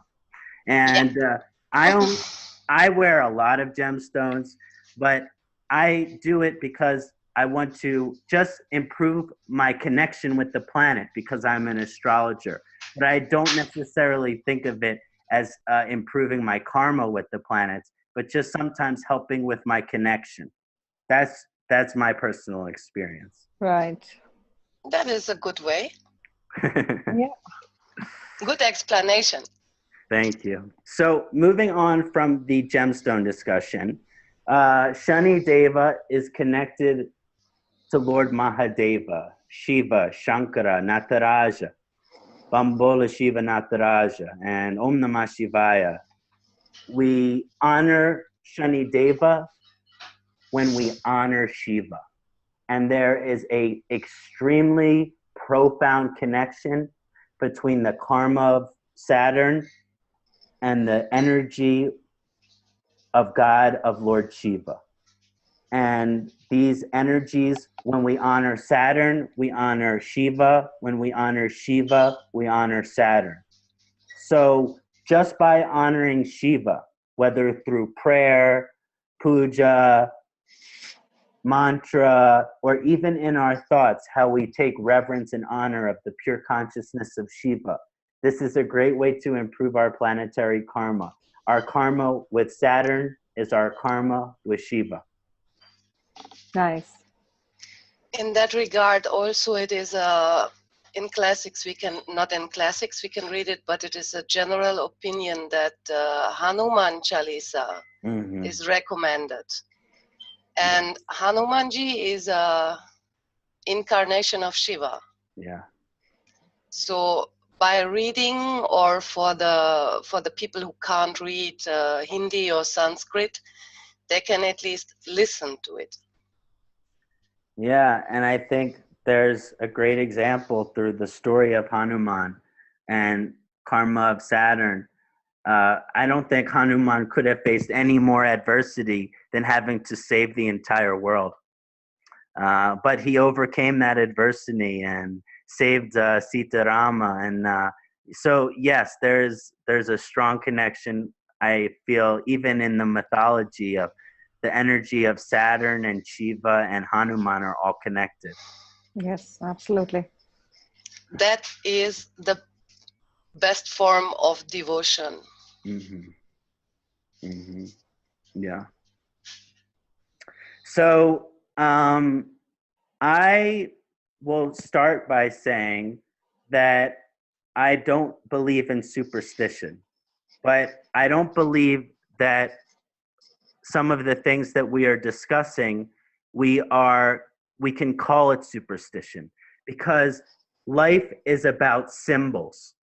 Life is, and one of the ways that we connect to God, we connect to mysticism, is through symbols.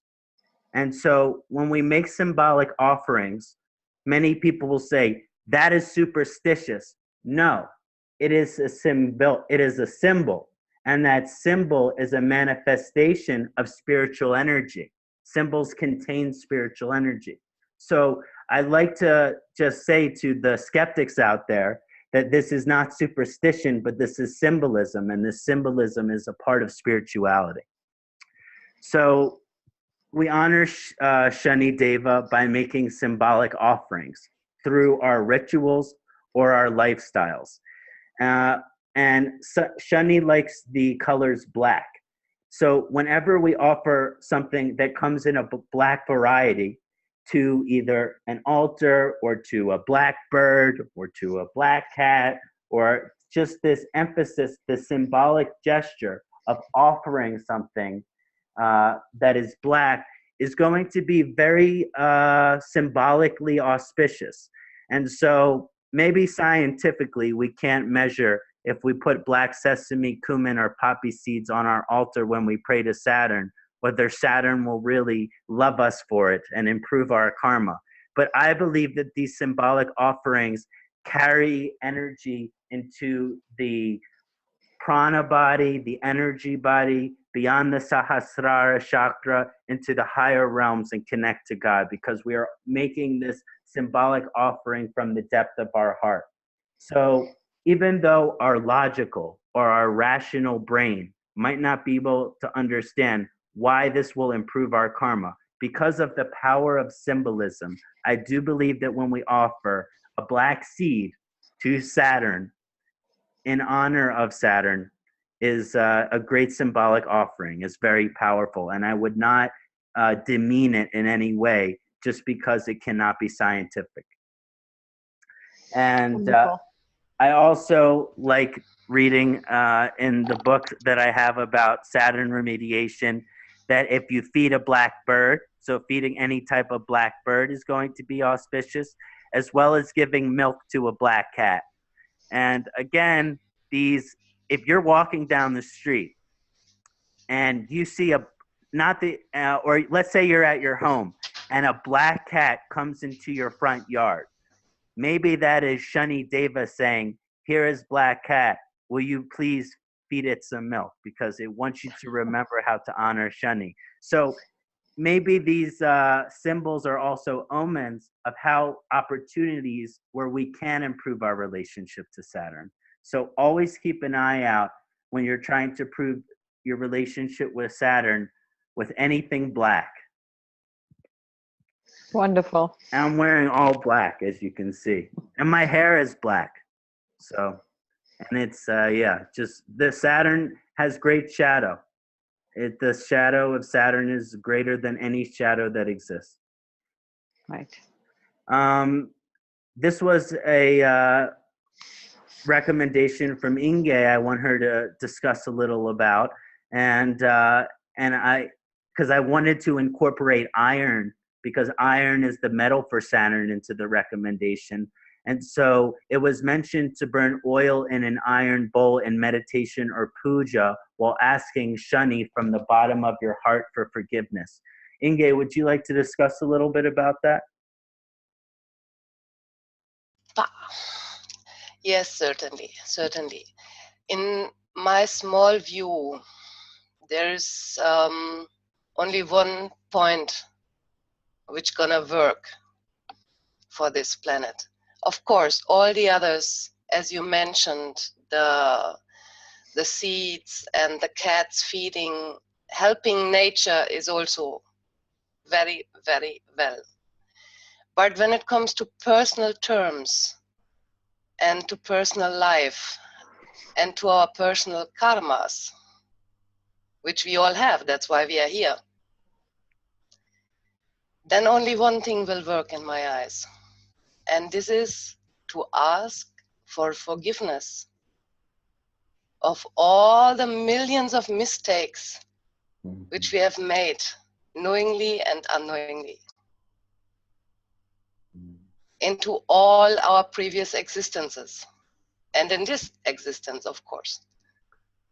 And this we can do when we sit down and we light fire into one iron bowl and burn oil. We can do it every day. It is a very small deed with a great effect. I promise. Beautiful. One of the things it makes me think of is how much humility it takes to do this. And that is maybe why part of the reason it has such a profound effect is because when we get on our knees and ask God or Shani for forgiveness for everything that we have done that has been caused some kind of negative karma, first thing we do is admit that we have done that. We admit that we are human. We admit that we are less than perfect. We admit that we make mistakes, that we have karmic transgressions, that we hurt people. And it takes a great amount of humility to do this. And I think that's maybe why Saturn will receive this so well. Yes, I think so too. Wonderful. Probably it is also acknowledgement Yes, of our own brain and our own soul, which brings us to this point of recognizing that we are not perfect. Mm-hmm. Yeah. And that we're not in control. Yeah. The surrender is so... Which brings us back to humility. Yeah. And in that sense, there are many questions popping up. And it is a question of different animals. All black animals will work. Mm-hmm. Yeah. Yeah. Regardless if it is an ant or a cat or a crow. Mm-hmm. Crows are auspicious. Yeah. Crows are special. For sure, but it is not easy. They are very intelligent birds. They will not come easily. You need a scarecrow. What? A scarecrow, like a fake, I understand. Yes. Yeah, filled with hay. Yeah, they fill the fake scarecrow with hay, and then all the crows come and stand on the scarecrow. Yeah. Right. Yeah, but yeah, any animal that is black or I would say is I wouldn't worry too much specifically about what black item you are offering or to what black item is receiving or person or animal. even go beyond the animals, which is the next point, which I think is the number one thing above all else. Well, actually, I don't know if there's number one thing, but I feel so strongly that this is one of the best things that we can do. And I've read this in multiple books and some of the ancient texts, that we honor Shani by service. Shani is called the servant. And so we honor Shani by allowing ourselves to become a servant. And again, this shows great humility. And particularly, it says to feed or clothe or serve. Feeding and clothing are the two primary. So to offer food or clothes to anyone that is homeless, hungry, doesn't have food, old, sick, diseased, addicted, or disabled. So to pretty much feed, clothe, or serve anyone that is needy, and these are just different categories of people that have needs, that they need support from our community because they have struggle, that this is the greatest way to honor Shani. Because one of the things that it does is, of course, on some metaphysical, spiritual level, Saturn is grateful that we are giving service to the community and will improve our karma. But also, when we begin to do this work, instead of desire, which controls our life, which controls our mind, and desire is control, and control is Saturn, when we begin to do service, we begin to become grateful for everything that we have. We begin to see that these people that we are offering service to, that they are grateful, that they have nothing. And this makes us completely grateful, and it takes away our desire. And this is the greatest freedom.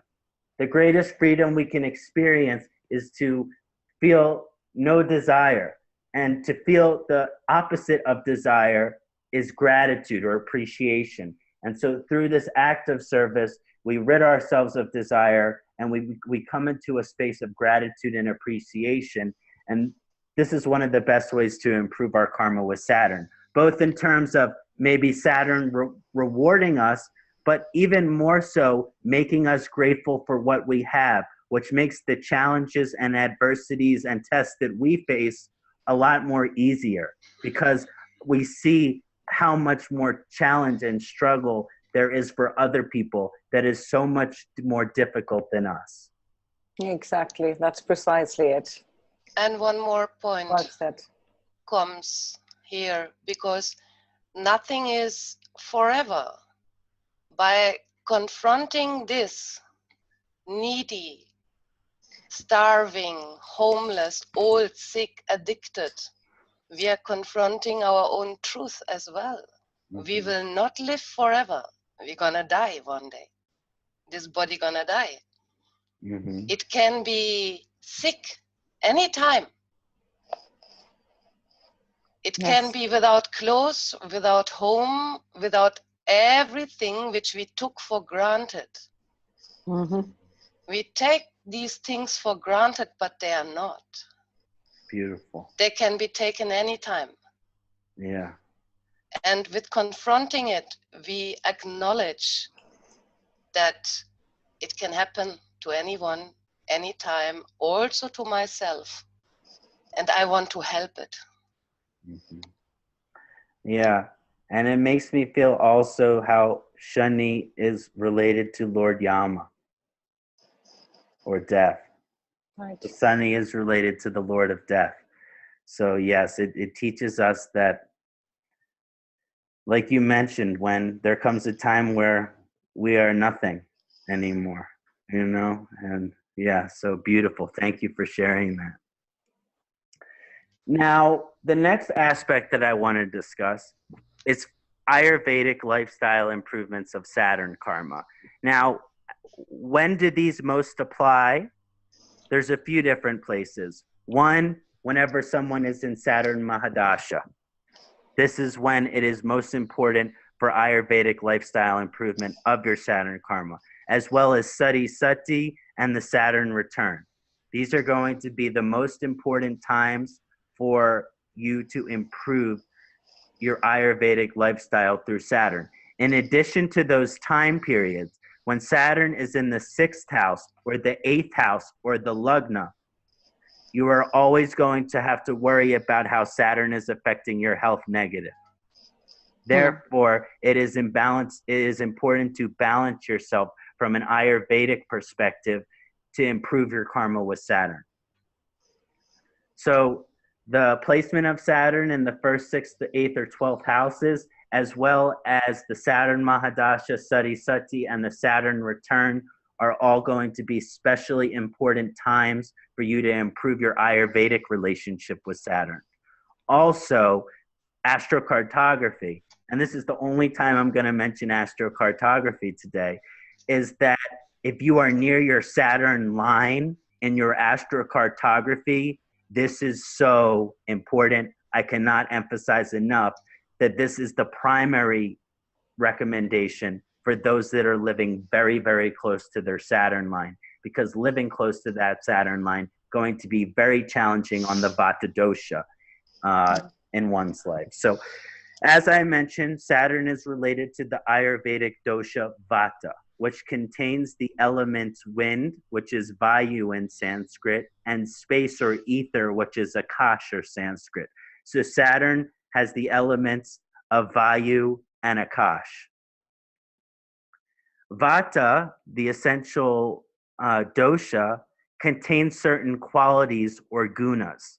And so when we're dealing with negative health effects from Saturn, they're usually related to these qualities of Vata. So these are the aggravations or the negative karmic consequences that Saturn can have on our health, is a too much accumulation or an excess of these essential qualities or gunas. This includes cold, which is called hema in Sanskrit, too much cold in the body. Lagu, which is light, that the body is too light. Dry, which is ruksha, dry quality in the body. Rough, kara, rough quality of the body. Mobile, chala, which is the hyperactive quality of the body, which is the inability to be still. Subtle, which is sukshma quality, which is the subtle quality. This is related for subtle energy, which is that we're easily influenced by external stimuli. And then clear, which is Vishada guna, is also contained within Vata. And this is when someone is like airy or daydreaming or not speaking clearly or not speaking in full sentences. They possess too much clear quality. Therefore, when dealing with difficult challenges or karmas specific to Saturn, it is especially important to the health to balance these doshas of Vata, the Vata dosha, and therefore all of these gunas that are qualities of Vata also have to be balanced as well. From an Ayurvedic perspective, every guna has an opposite. And so in order to bring balance to health karma as relates to Saturn and the Vata dosha in general, we have to emphasize the gunas which are opposite of Vata and try to reduce the qualities which are similar to Vata.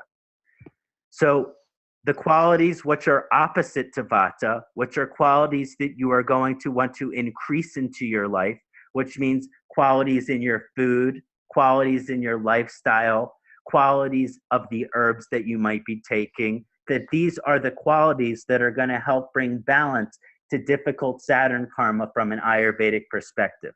So you are going to want to increase these qualities when you're really struggling with Saturn health karma. This includes heavy, which is guru in Sanskrit, hot, which is ushna, oily, which is snigdha, soft, which is mrudu, stable or static, which is stira, gross or grand, which is stula, and cloudy, which is pichila. These are the essential gunas which will bring balance to Saturn karma from an Ayurvedic perspective and will bring balance to the Vata dosha, which is the main thing that suffers when it comes to Saturn karma. And so I'm not going to recommend specific herbs because each individual has a unique constitution, birth constitution, and everyone has a current state of their constitution. And I can't read everyone's pulse and know which herbs to recommend right now. But in general, these vata pacifying herbs, or herbs that are specifically used to pacify the vata dosha, are going to be very beneficial in times where Saturn karma is affecting our health or our mind or our body in a negative way. And this might include ashwagandha, vidari, jadamumsi, tagar, kapikachu, which is also called atmagupta.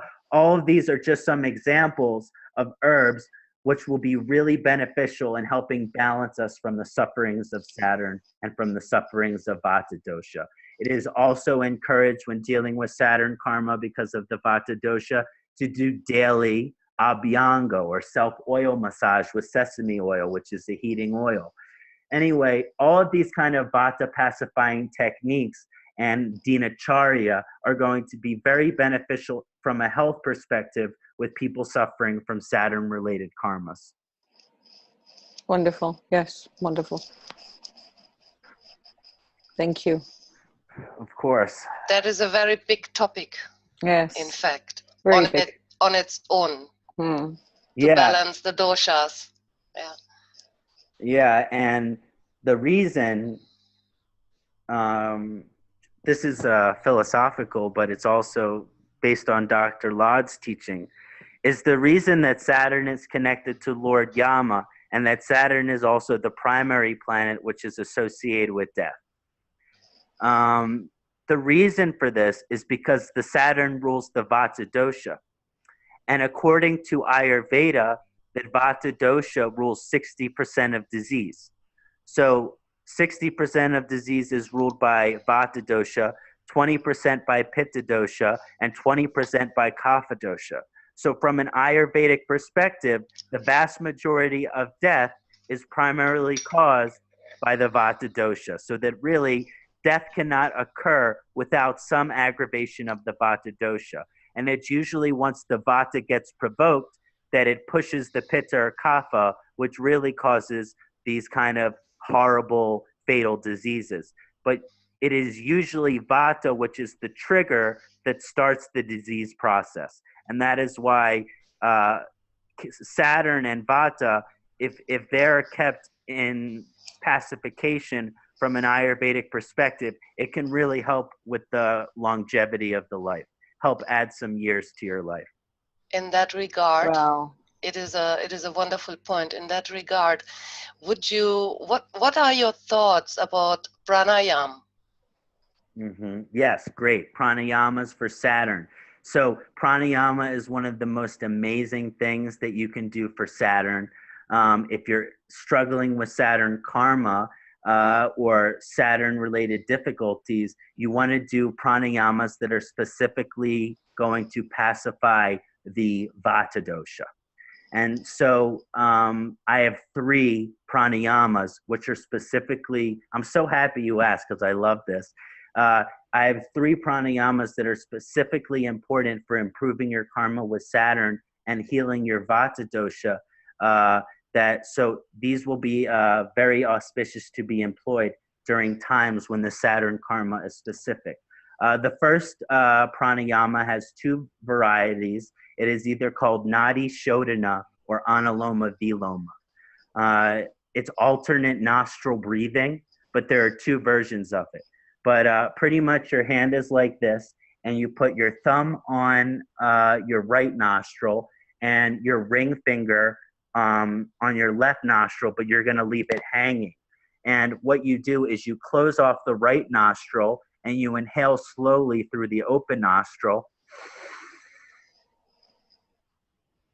Then you plug the left nostril and exhale out the right nostril. Then you plug the right nostril with the thumb and you inhale through the left nostril. Then you plug the left nostril with the ring finger and exhale with the right nostril. And you do this at a slow pace of maybe 2 sets of 10 repetitions. And this is called Nadi Shodhana. And this is when Vata is very aggravated, this is more recommended because it is a gentle, graceful, patient pranayama. And because of the alternate nostril, it helped balance Ida and Pingala, and therefore Sushumna flows more greatly. So you're helping balance the left and the right channels of the body. Now, there's also a second version of that pranayama with someone who is a little more experienced, maybe not as aggravated in the Vata dosha, which is called Anuloma Viloma, which is a more forceful version of this breath. It is done the same way, but it is more forceful. So it'll look something like this.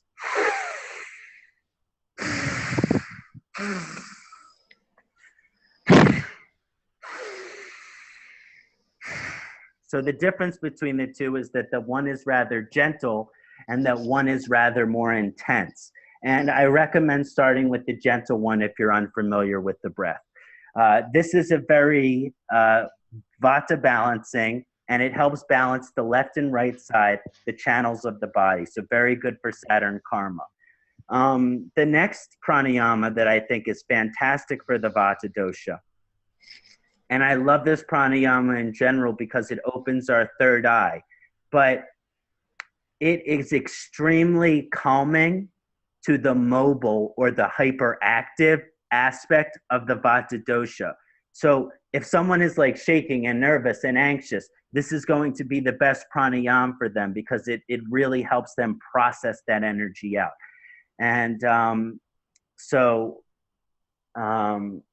this is going to be a really profound pranayama, which is the bee's breath or Brahmari. And in order to do the bee's breath or the Brahmari, what you're first going to do is you're going to take your Jupiter finger on both hands and you're going to connect them to your third eye. Then you're going to take your Saturn finger on each hand and you are going to put it on the inside of your eye. Then you see that this finger goes on the marma point, your ring finger, at the base of your nose, and the pinky shall fall to your lip. Your thumbs are going to plug your ears. And since I have headphones on, I'm just going to take them off so I can quickly show you this pranayama. Great.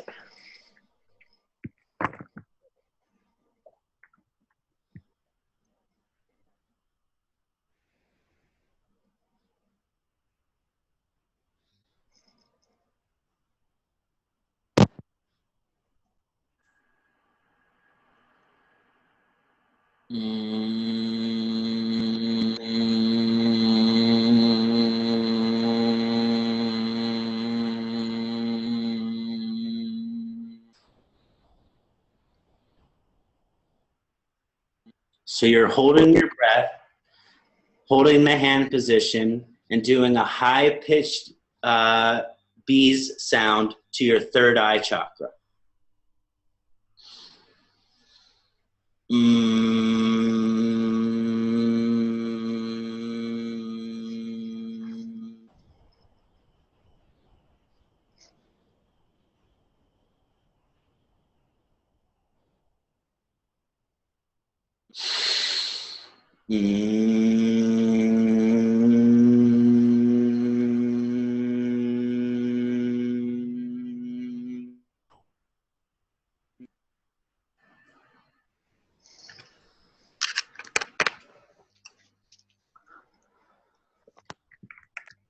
So yes, Thank you. This is the bee's breath or Brahmari pranayama, and it is opening of the third eye and very calming to the nervous system.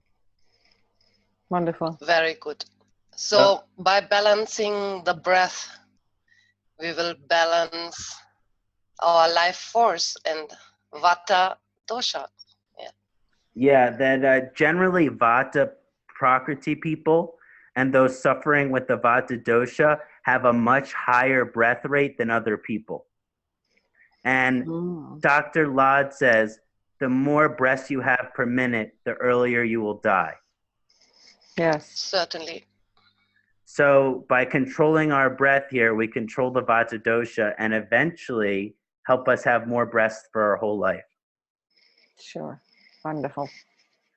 The last one I'll just quickly do. This one, because Vata has trouble with feeling strong, confident, powerful. Like there sometimes can be a shyness. So this is called the victory or the celebratory breath. And it's called Ujjayi. And so what you're going to do is you're going to shoot your hand up in the sky as you make a high-pitched celebratory noise. And it's going to sound a little strange. Once the noise is complete, you close the nostril, right nostril, and exhale out the left. So I'll just do 2 so you get the understanding.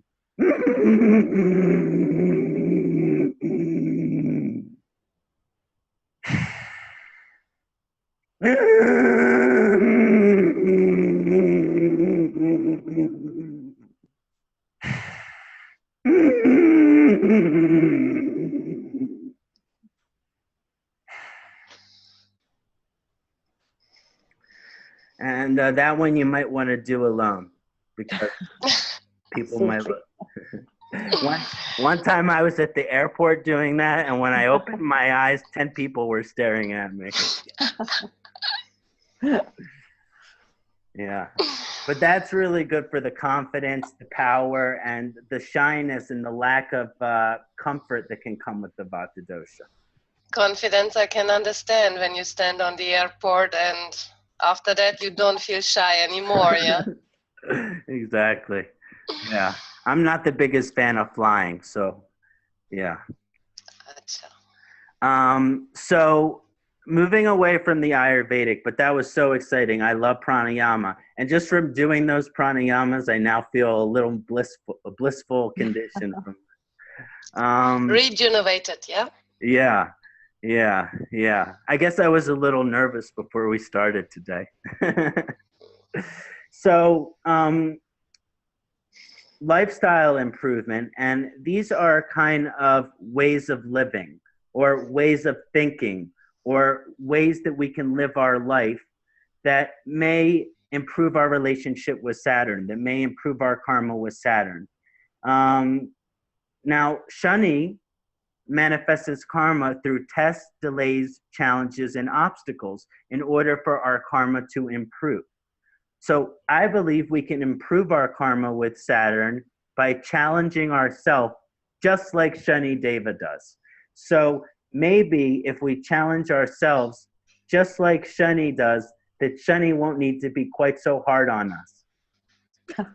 So Saturn karma improves when we employ discipline, focus, order, structure, method, order, determination, and perseverance in our lives. So whenever we're embodying these qualities, our relationship with Saturn is improving. The condition is happy because these are qualities that Saturn has, that Saturn is helping us to grow within ourselves.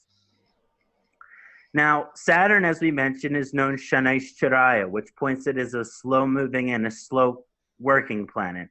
And many astrologers say the number one thing that you can do for Shani is to be patient. So in our karmic relationship with Shani, our ability to be patient or slow down, take it easy, is one of the primary karmas or lessons that is going to help and that Saturn wants to teach us with.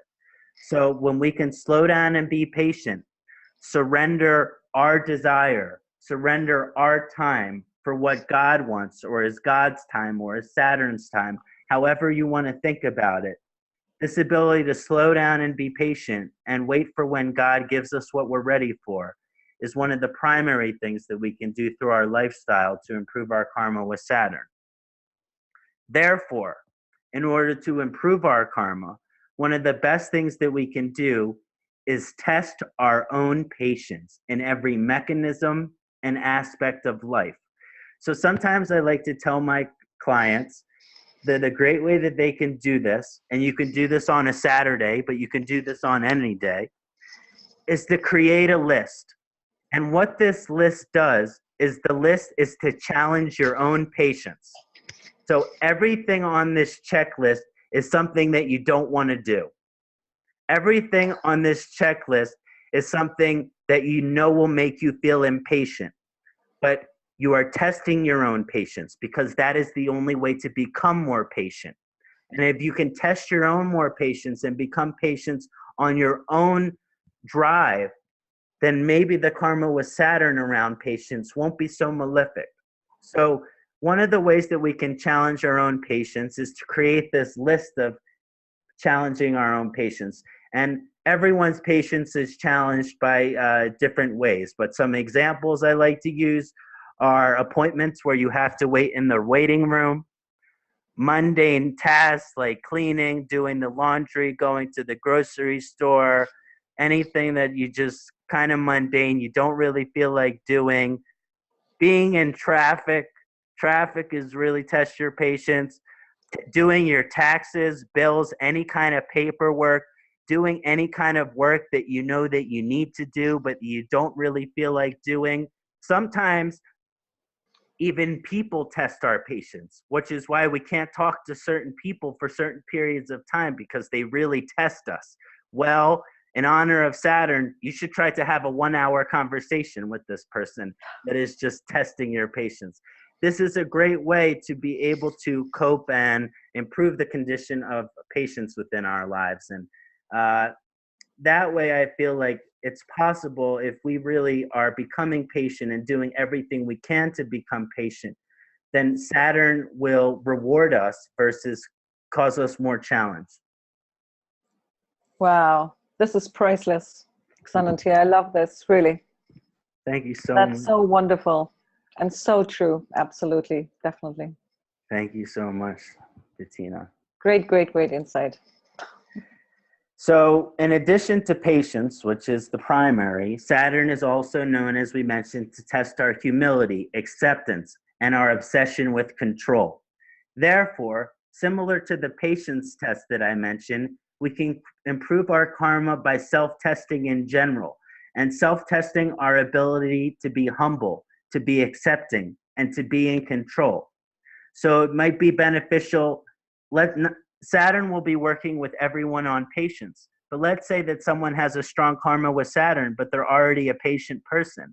Well, odds are that Saturn is going to be working with them on humility, acceptance, or their obsession with control. So sometimes it might be beneficial to create a list to test one's humility. And a great way to test one's humility is to create a list of service-oriented things, or things that you can do in which you will receive no recognition, praise, or reward. So the humility list is to create a list of things that you can do to help people, especially the needy, homeless, drug addicted, sick. But it's important that you receive no recognition for your actions. So humility is when we're doing something, but we don't feel any need to be received or honored, or even receiving praise for what we do. So to make a list of things that are positive to do, and to, at the same time, not be seeking any kind of recognition or reward for that service. Wow. Practicing detachment, no? Mm-hmm. Yes. Yeah. And another way to test one's humility is to do something that you're not particularly good at.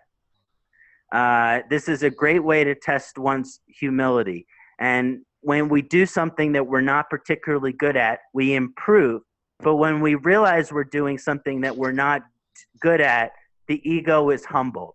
It pushes us in a position of humility, because we're only able to do something in a mediocre way, because we're not necessarily skilled at it. So also helpful in terms of working with our humility and Saturn is to try to do things and improve yourself in things that you are bad or neutral at. Wow. Fantastic. Yes. Yeah. So, like, I am horrible at basketball.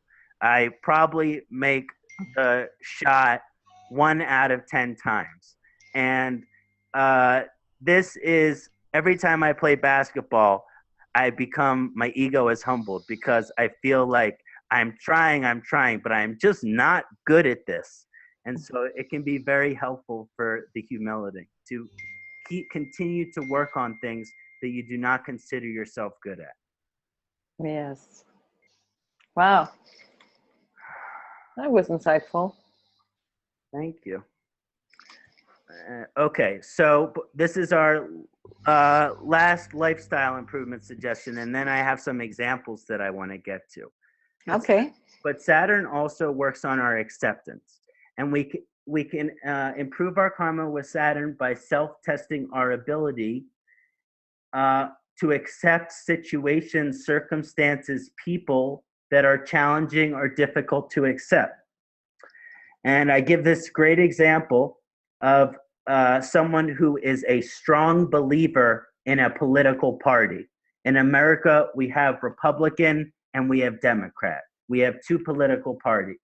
Now, if you are a strong believer in one party, most likely it is impossible for you to accept the beliefs and the existence of the other party.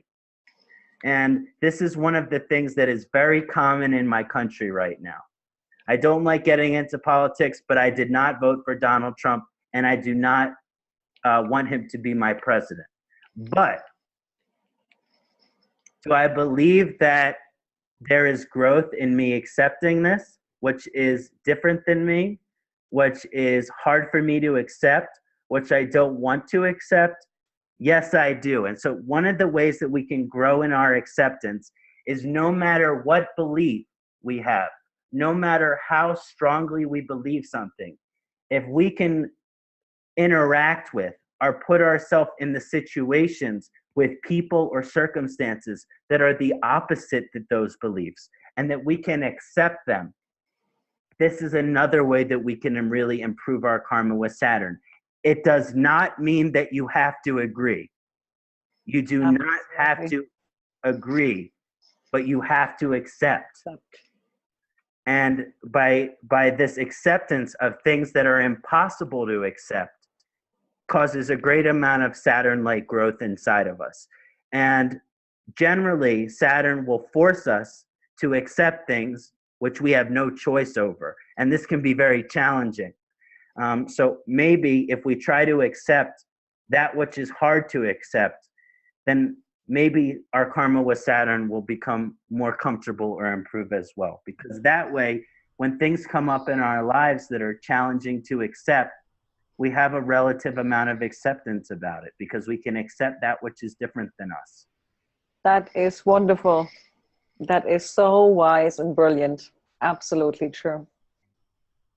Thank you so Simple. much. Indeed. Thank you so much. So we've been talking about Saturn for 3 hours, and that is wonderful. And we could talk about the karma of Saturn and how to improve our karma with Saturn for another 12 hours, I'm sure. Yes. But now I want to get the community involved.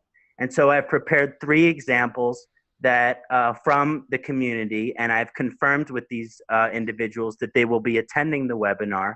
So I would like to call them into the webinar and look at these questions with them. And if we have time at the end afterwards, maybe we can answer a couple more live questions from the audience as well. But first, let's start with these examples that I've prepared. So Kṣaṇāti Walya, would you please come on the panel? Okay. I look.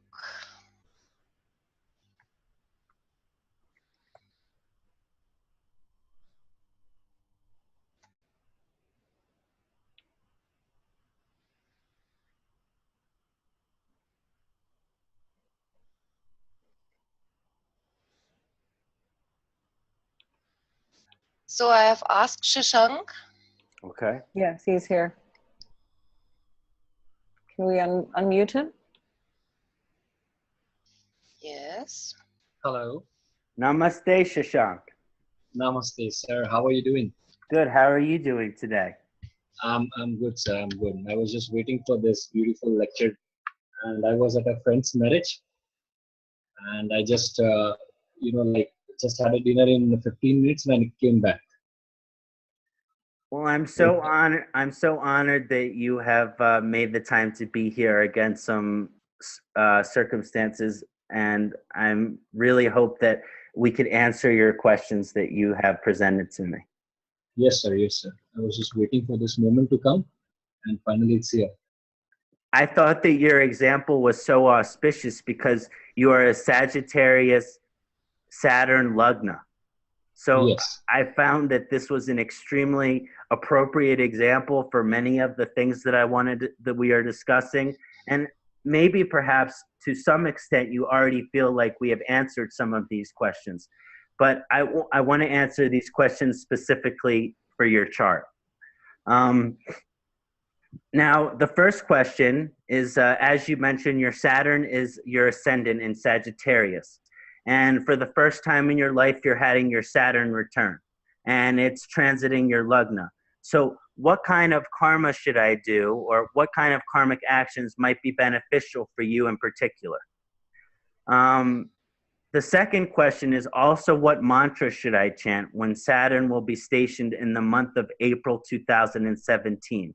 Which can deliver superb results. These are your questions, correct, sir? Yes, yes, yes. Okay. So I have Kṣaṇāti chart here, have North Indian on left and South Indian on right. Kṣaṇāti, is this your correct birth chart? Yes, yes, it's perfect. Okay, fantastic. So as you can see, Kṣaṇāti has a Lugna of Saturn in Sagittarius, a retrograde. And that's what we'll be focusing on in our analysis today. So my answer to your first question is, and this is based on my analysis of your chart as well as some intuition that I was feeling, is that your Saturn return will be in the long run favorable and rewarding for the fulfillment of your soul's potential. It has indications for your dharma because it's in your Lugna. This transit over your Lugna would, however, suggest certain challenges, obstacles, and delays you will face during Shani's visit in Sagittarius, which means a great amount of success is available during this time. But in order to reach that success, like we mentioned with the nature of Saturn, you will have to overcome certain obstacles in order for this profound growth and change to manifest.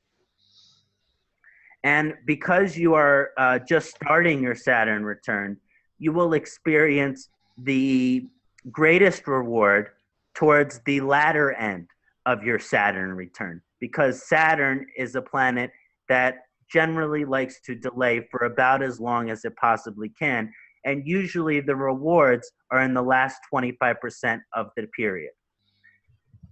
Some astrologers would say that the retrograde might cause the rewards to manifest for you sooner. There will be certain restructurings and reorganizations that go on for you, both on the material realm and the physical plane, like your work and your home and potentially your relationship, but also on the spiritual plane. So while a great amount of work and perseverance will be required of you, which means my intuition is that you will have to work very hard, potentially long hours, and with a lot amount of focus and discipline and hard work. I have no doubt or a strong intuition that it will pay off with a great reward. And so this Saturn transit over your Lugna, because the Sagittarius also has to do with morals and ethics, this will be one of the most helpful times in your life for your maturity as an individual.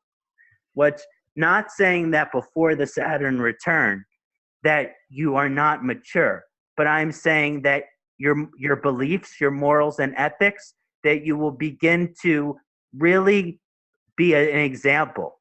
You will really begin to live your life by an example in terms of what is this mature moral and ethical higher version of yourself. Now, in terms of karmas, this is a little bit of how I think the karma will manifest. But in terms of how the karma will be beneficial for you over the Saturn return, I mentioned earlier that serving others and being of service is one of the primary things. But when Saturn is in Sagittarius, it has its connection to the legal or the justice system. So you will receive a great amount of benefit or positive karma in serving those that have been treated unfairly by the legal or justice system. So those who struggle with legal or justice related issues, these are the people that you will receive, that you are most predisposed to being able to help. To those that are treated unfairly, to those that are treated unkindly, not necessarily just legally, but those that are, it's important for you to serve, to make people feel they are being treated fairly when they have been treated unfairly. And so one of the specific karmas that I think will be highly beneficial for you is to volunteer within the criminal justice or the prison system, or to volunteer to close or serve those who struggle with or have been victims of the legal system. So in terms of service that I think will be particularly auspicious for you will be to go do some kind of community service in a prison. Now, Saturn has indications for fairness and equality, as I mentioned. And so it would be profoundly beneficial for you to apply focus, perseverance, and help with organization to those that have been treated less or equal or unfair in their lives. When I mentioned earlier that Saturn in Sagittarius is a freedom fighter, is someone who fights for the rights, for the human rights that all of us have.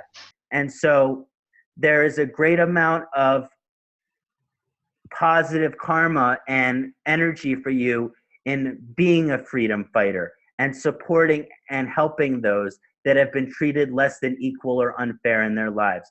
So your ability to support those which are not supported or are treated unfairly, highly auspicious for you at this time. As I mentioned a little bit earlier, it will be helpful for your karma to embody humane treatment, fairness, and equal treatment of all people, and standing for the rights as human beings. So one of the things that can happen is there can be a restructuring or a reformation of your beliefs, thoughts, and consciousness to ensure every aspect of your life is fair and humane and ensures freedom for all. So not that you don't already think this way, but over this time period, you may go through some changing in how you think about something so that your life is about fairness and humanity. So not that you have a criticism or some kind of judgment over people who struggle, but instead of that, there might be a shift in a consciousness so that instead of being critical, if there was any criticism of, drug addicts, things like that, that it will be a restructuring so that you will be able to serve these people in a greater way. This is a great point, because I just wanted to share something with you. As when Saturn started transiting through my Lagna, the first thing which got restructured is in the thought system. Like I had some mystical experiences overnight, and I used to see some repetitive numbers, which in Western astrology they say it's a synchronicity stuff, right? So you start seeing 11.11, then you start seeing, like, I need to share with you. Here it's like 11.33, 2.22, 10.01, 11.11. It's it's in a single day I see the synchronicity. And I keep seeing repetitive numbers, and I had a very good experience, and I buy this book, Genevieve Lewis Paulson's Kundalini and the Chakra book. and I had a very good experience on my spine, and I was unable to recognize that what's happening with me. As far as I'm concerned with the Kundalini chakras, I have a very good knowledge about this, and I started researching on this. And few days back, I had a very big pain at back of my spine, and I don't know what's going on, but there's a lot of change that's getting in my head and my belief system, my thoughts, and my DNA is restructuring and all. And I started researching on different prospects and areas of my life. That's what's happening. But still, I need to keep some patience that I'm experiencing some mystique and some fantastic changes in my life. So that point is like restructuring yourself is the important point which I got through your slide. Yeah, there's definitely going to be a restructuring, a reformation of your consciousness as a whole. And at the end of that transformation, you will be more connected to the highest version of yourself. Like Sagittarius is connected to Jupiter. So this restructuring or retransformation, it's absolutely necessary for your full realization of who you are as an individual, all of your potential, all of your happiness, all of your success. But you're just starting to go through that restructuring or reorganization process. So like you mentioned, patience is going to be extremely helpful as you go through this great transformation into this version of yourself, which is going to have a more advanced consciousness. And also, it will reconnect you because this is the Lagna with the essence of your Dharma. Definitely. And you mentioned about the remedies back with some oils, and soon, it came, and I just bought this book, aromatherapy, the essential oils. Nice. And I was having no knowledge about essential oil, but this transit had made me learn about this essential oils and aromatherapy within 15 days of time. Well, and yes. Yeah, it's because Saturn is activating the aging process as well as the Vata dosha, you are going to naturally have inspirations into what you can do in your life to help balance that. So these especially books, oils, medicines, any forms of alternative healings, these are going to be helpful for you in terms of balancing, keeping your Vata dosha balanced over the course of your Saturn return. Because the way I breathe, it's very fast. As you mentioned before a few minutes ago, that people who breathe very fast have a life that they decrease their age. So I had that problem, but since I've been like doing sports and I'm doing the pranayama and all, and with several meditation and this aromatherapy sessions, I just trying to control my breath so that the vata dosha gets in control, and I got a very good results. Well, I was not a big fan of pranayams and yogas. I never did it, but this thing has helped me a lot. And whatever thing I saw in those slides, but actually I think that the slides were definitely made for me because it's very lucky session for me. Mm-hmm. I was just connecting that whatever you say, the same thing is going with me. Not it's in terms of the Saturn transit, but before the Saturn transit, in the natal chart, is it in Lagna only? Mm-hmm. So throughout the lifetime, I have experienced good things, and I'm I'm a kind of a guy who always follow the law, commitments. I'm very honest, and I'm a vegan person. I never ate non-veg in my life. I'm a non-alcoholic guy, and I don't smoke. So I don't know what brands alcohols are available. No smoking, nothing. I'm a very sattvic guy who just follow the spiritual path, and I'm a very big fan of spirituality. Beautiful. So that's Saturn has given me automatically all that things which I needed. I didn't go anywhere to find all these things. It's automatically in my genes from the birth. Mm-hmm. And one of the things that Saturn in Sagittarius does, and my friend, I also have Saturn in Sagittarius, so we're sharing the Saturn return. But one of the things is it's this incredible transformation into the highest version of yourself.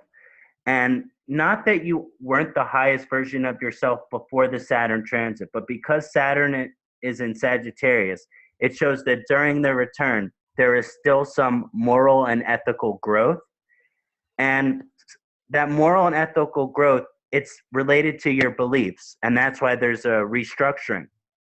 But also it's related to the embodiment of those beliefs. So once your beliefs come restructure, then the Saturn is like a guru. You will begin to embody these values. And this is how you transform into the highest version of yourself. So I think this period for you is the very beginning into a transformation into your own inner guru. Yeah, absolutely right.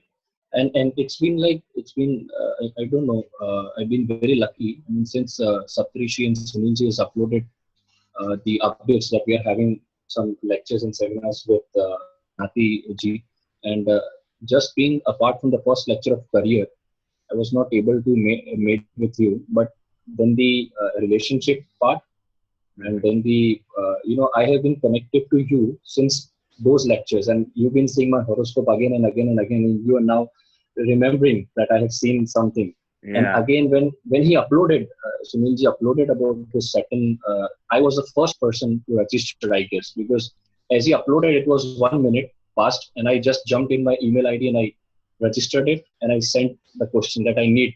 This is what I need. This is my dream on Saturn transit. Yeah. To connect to.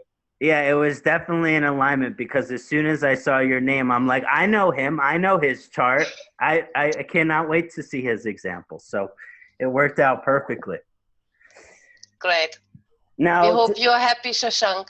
Yeah, quickly, his second question was, which mantra would I recommend? And the sutra that I had in the beginning of the presentation, I would recommend that sutra, and then the tantric meditation 108 times. I just think this is the most powerful mantra you can do. And yes, if you can do it in front of a shani yantra, and it will be very auspicious, my friend. Just a last question before we go to some other slides.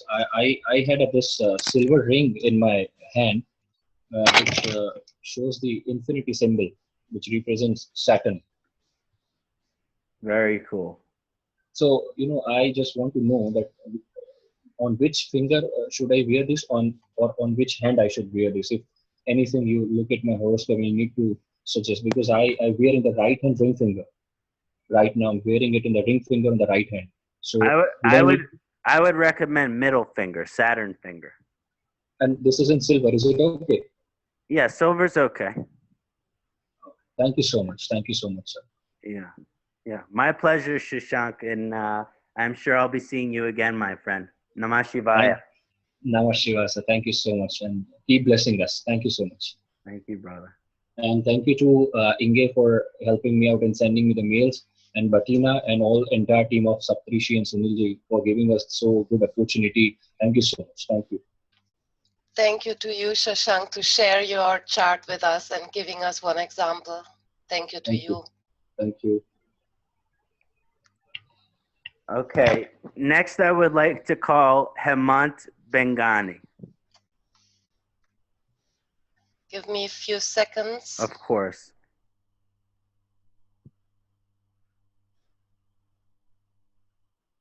Yes.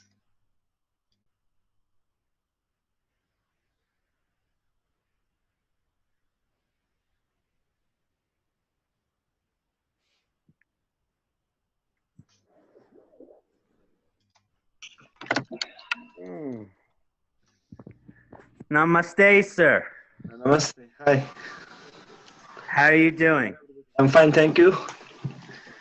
It's my pleasure to be part of this panel, and I'm really grateful that you have taken my question just to see. It's because I'm very naive in astrology. I have just started visiting such blogs because I'm quite interested in these things, and just because of scarcity of time, I try to take a couple of hours a day just to read a little bit, because I'm a biomedical scientist by profession. So try to see, and I always get more and more interested in these things and try to learn more and more as I can. Beautiful. Yes, I feel like the more I study Jyotish, the more I feel it is a pure science. Yeah. Yeah. So, the question that I've received for you, which I picked because I like it, it's a mystical, spiritual, ritualistic question. And maybe I would like Inge to share her thoughts as well after me. But the question was, is it fine/right? And I think what you meant, is it auspicious?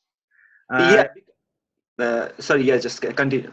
To keep Shani Deva idol or photo or yantra in your house and puja room and light Deepak in front of the idol or photo on Saturday.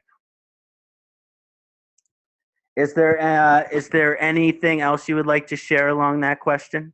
So basically, there are lots of like views and misconceptions because most of the people think that since Sunny Deva is a lot of loneliness, it's a lot of vairagya. It's not a part of a general family as such. So worshipping Sunny Deva is fine, but keeping or worshipping in the house, whether it's auspicious or not, I'm not sure. Like because I have read different blogs and different articles regarding that, and there are different views because one group of people think that it is not good to keep inside the house because since it's the lord of sorrow, lord of loneliness and all sort of things, so you worship them, but you worship in a place where the idol is like a proper mandir or proper temple, and put diya or something like that in that temple instead of bringing any idol or any photo in your own home and then lighting a lamp or something like that in front of the idol in the home itself, basically. Yes. So great question. And the first thing that I want to say is, and when we look at your chart, we see that Saturn is retrograde in Leo in the 9th house. This is your correct chart, sir? Yeah. Okay. So 3 things that I want to point out. One is that that you're not in Saturn Mahadasha, you are not in Sarisati, and you are also not in a Saturn return. So as far as the times in your life where Saturn will be the most emphasized, it's not currently right now. But that does not mean that you do not honor Shani. No. That's, I'm just doing these all things from last 20 years. So, Yeah. but since right now I'm based in UK, so we don't have a proper mandir or something like that. Because when I was in India, there are lots and lots of temples you can visit and do all sort of things. But if you're outside the country, then you don't find the facilities, you don't find a proper place to do all sort of things. Then you just do what you have availability with you. Yeah, and Saturn is the ruler and this big manifester of our karma. So I don't think no matter where Saturn is, what time of life we're in, we can always honor Shani Deva. And so the reason I took your question first is because I wanted to say, of course you can honor Shani Deva. Of course you can have a photo or idol of yantra of Shani Deva and worship that in your home. Now, of course, just like the gemstone, just like these other things, sometimes when we're really calling forward on that Saturn energy, we're also encouraging challenges, tests, growth, and adversity. So sometimes when we're really calling on Saturn's energy strong, we're encouraging that. But we're encouraging us to go through our karma in an accelerated fashion. So even though it'd be most emphasized if you are in Saturn period or return, it's still highly beneficial for you in terms of working through your karma and the acceleration of your karma. Now, I haven't studied the art of Vastu in detail. My primary study is in Jyotish, but I have studied some Vastu. And when it comes to Saturn and Vastu, it's important that you have a specific altar just for Shani.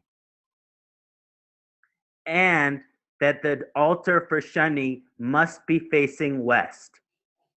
So anyway, it is highly auspicious when your altar for Shani is for Shani alone and it's in a western part of the house and a western part of the room. This is the most auspicious or favorable based on the Vastu, which I'm not that proficient in, but I know Saturn is west is best. Now, I said it was a highly auspicious gesture in terms of honoring Shani, but I feel that it will be more auspicious if the Shani's altar is just for Shani and in a western direction.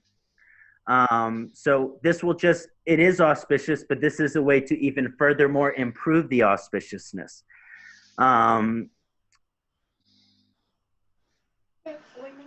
Yeah, so as I mentioned, even though this will be highly beneficial for you in terms of improving your karma with Saturn, if I was to do a full reading of your chart, Saturn wouldn't be the first planet I would tell you to work with. You just entered your double Venus Mahadasha. Yeah. So it's very important that you work on your planetary karma with Venus. Even though it is helpful, and I'm not saying don't honor Shani, but I would say prioritize Venus over Shani at this time. Yeah, that generally I do, like basically because I just try to make a point that every first Friday of every month I used to go to temple and donate donate ghee, donate oil, anything which the temple needs basically as such. Mostly anything which is related to white thing, maybe it's sugar, maybe it's milk product or something like that. Beautiful. Yeah, exactly. And so I encourage you to work with Saturn as long as you're not forgetting Venus, which I think is being emphasized right now. So I think it's beautiful to work with Saturn as well as Venus, but I would not. So I just wanted to make sure that in some way you were working with Venus at this time. Yeah. And then I also, because of your position of Saturn conjunct with Rahu, it's retrograde in the sign of Leo, Saturn is in a troubled condition. And so this will be very beneficial in terms of improving your karma. And because Saturn is in the 9th house, this is spirituality, this is the religion of the guru. So any religious, spiritual, or religious ritual you can do to honor Saturn is going to be highly beneficial. So I think it is highly auspicious and recommended to light the Deepak or candle, or as Inge mentioned, the oil in an iron bowl in front of a Shani Yantra Deva or altar that is west facing. Yeah, basically because I have put my puja ghar, my temple, in the northeast corner, which is facing toward the west, basically. So all the idols are facing west, but the idols are in the northeast corner of the house, basically.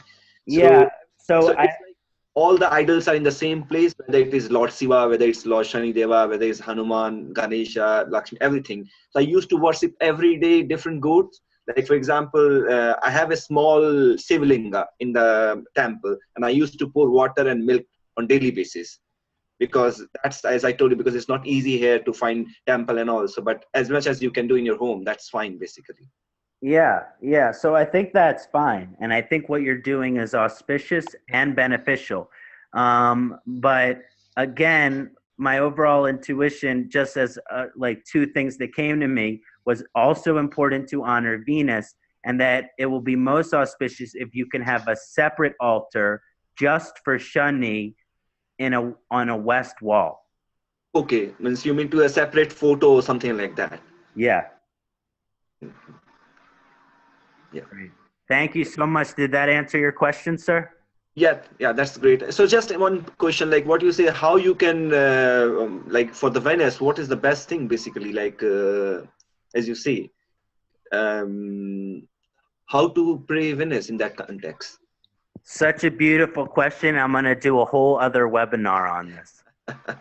But for the time being, obviously Venus mantra, you wear the colors silver, white, but it's very important.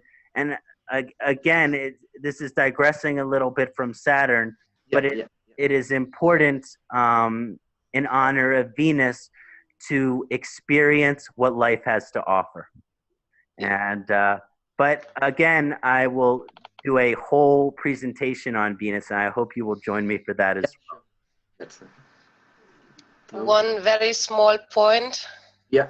from my side Please. would be to honor women Yeah, that's and girls. to respect women. That is foremost thing, basically. If you want to please, Yes, if you want to please the winners, so you have to respect women. yes. Yeah, that's so. Beautiful. Well, Thank you very much for that. Thanks a lot. Thank you, Hemant. thank Yeah. you to you. Thanks. Namaste. I believe we have a third example. 4. We have 3 and 4. Okay, so next, can we please call Neelu Rajput?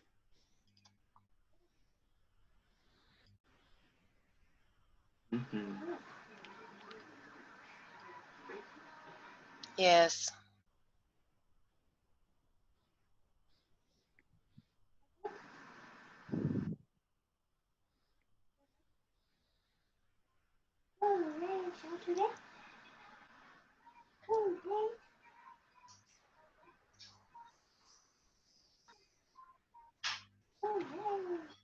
Namaste, Neelu.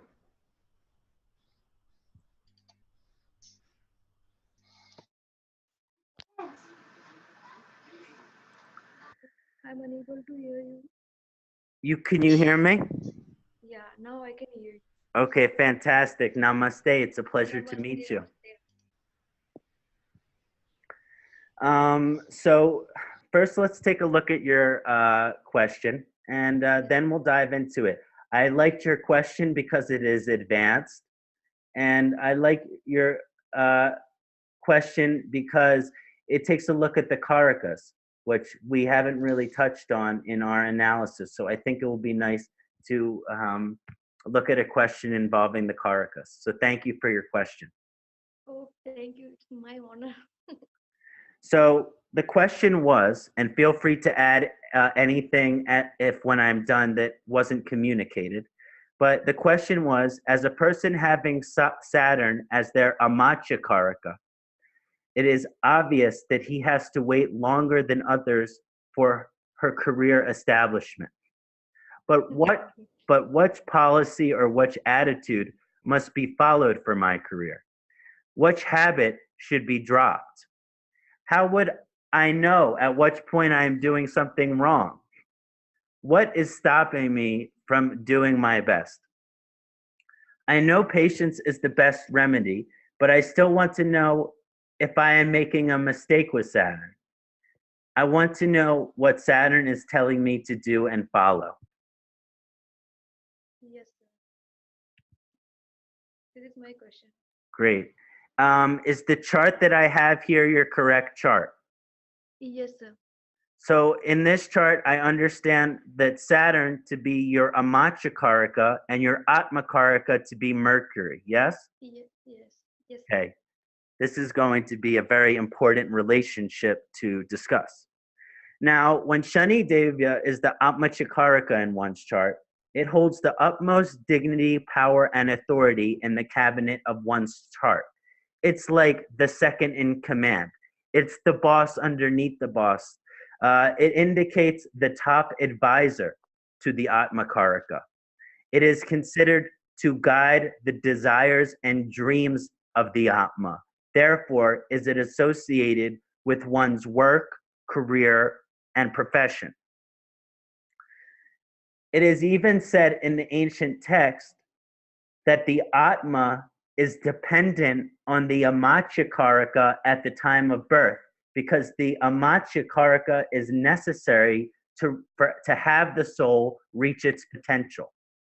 So that, in a sense, the soul at the time of birth is even more dependent on the Amacha Karaka than the Atma Karaka, because it's the Atma Karaka needs the Amatya Karaka to grow.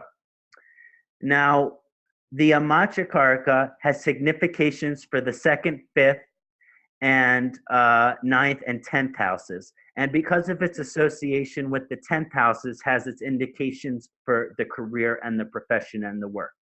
The Amatya Karaka nourishes, or is said to feed, the Atma Karaka.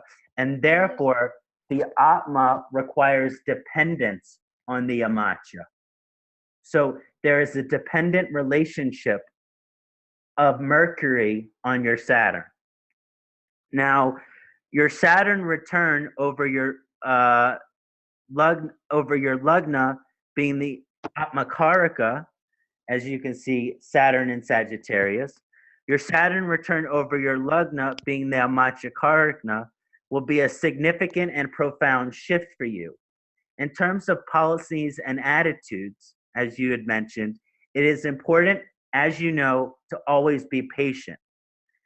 And that career growth and success, as well as improvement in every area of your life, because it's in the lugna, will come with the aid of slow-moving Shanaishcharya.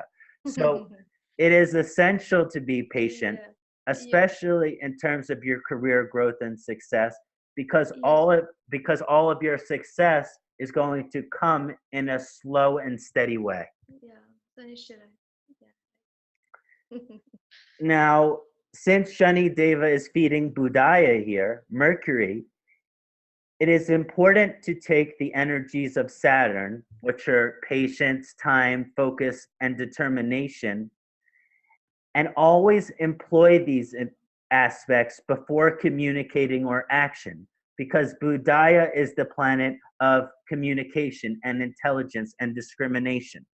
And so because that Saturn is feeding Mercury, one of the main energies is to really take your time and to be focused and patient before you express or act. And this will be one of the lessons that will be encouraging between this relationship of Saturn and Mercury. Okay. Therefore, it is going to be important for you, particularly, to be patient with your expressions and your words. If you mentioned, what bad habit should I drop? If there, and I'm not saying you even have this bad habit, but if there was a bad habit to be dropped, it is that you communicate or express without proper patience or focus. So, anger, you can say like anger. Yes, and I summarized it as an insincere or poorly focused expression. So an expression that isn't what you truly mean and isn't coming out the way it is truly the best way to come out. So because communication might be impulsive, then it will come out in a way that isn't what you really believe. And that's what I mean by insincere. And it won't become focused. So it might be hard for other people to understand this as well. So if there's any habit that is to be dropped or emphasized, to take a long time to be patient and focused before any expression is made. And this will make the expression a lot more accurate for how you truly feel. For example, when something comes out in anger, that could be because we really feel sad, but it comes out as anger. And that is because we haven't taken the amount of patience and focus before the expression, and we are acting out of our emotion. Yes, sir, you are right. So, and I tried to answer a lot of the questions you have. And you asked, how do I know if I'm doing something right or wrong?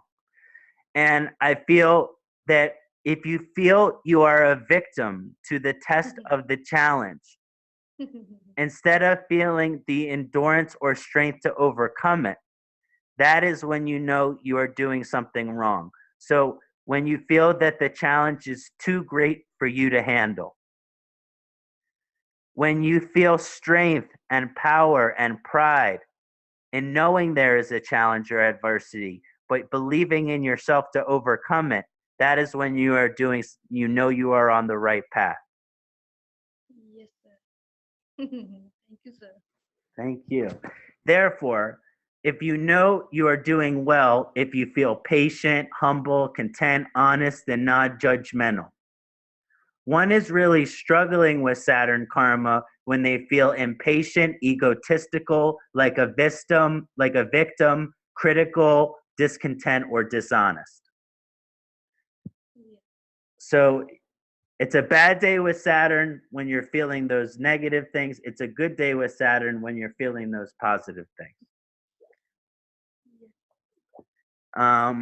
So in its role as the Atma Yakaraka, as I mentioned, it's saying take time, patience, focus, and discipline, specifically when it comes to your thoughts, words, communications, and expressions.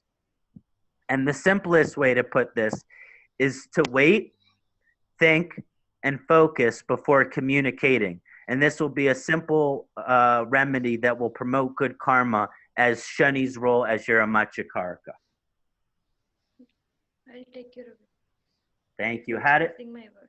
Does everything resonate? Does everything feel good? Yes, sir. Very light. Thank you so much, Nilu. I really Thank you. appreciate your time, and I hope that this has been helpful for you. And please, I hope to see you in my future webinars as well. Namaste. Namaste.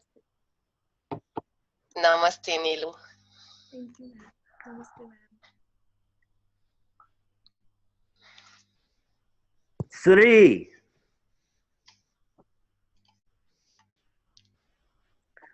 I'm not sure what Sri's last name is. I wasn't given a last name, so just looking for someone as Sri. Yes, might raise hand also, then I will understand.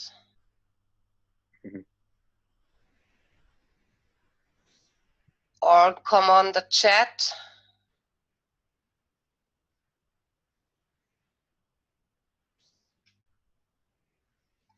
Here we have something coming in. Shri K, okay. Yes, there he or she is. Fantastic. But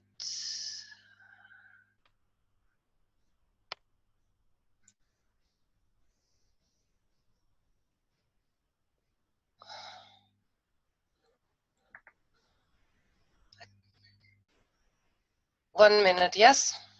No rush, yeah. Got. Namaste, Sri. I see your video. Thank you for taking my question. Oh, thank you for coming on and being here today. I'm grateful. Thank you so much. Namaste. Thank you. Thank you for providing me this.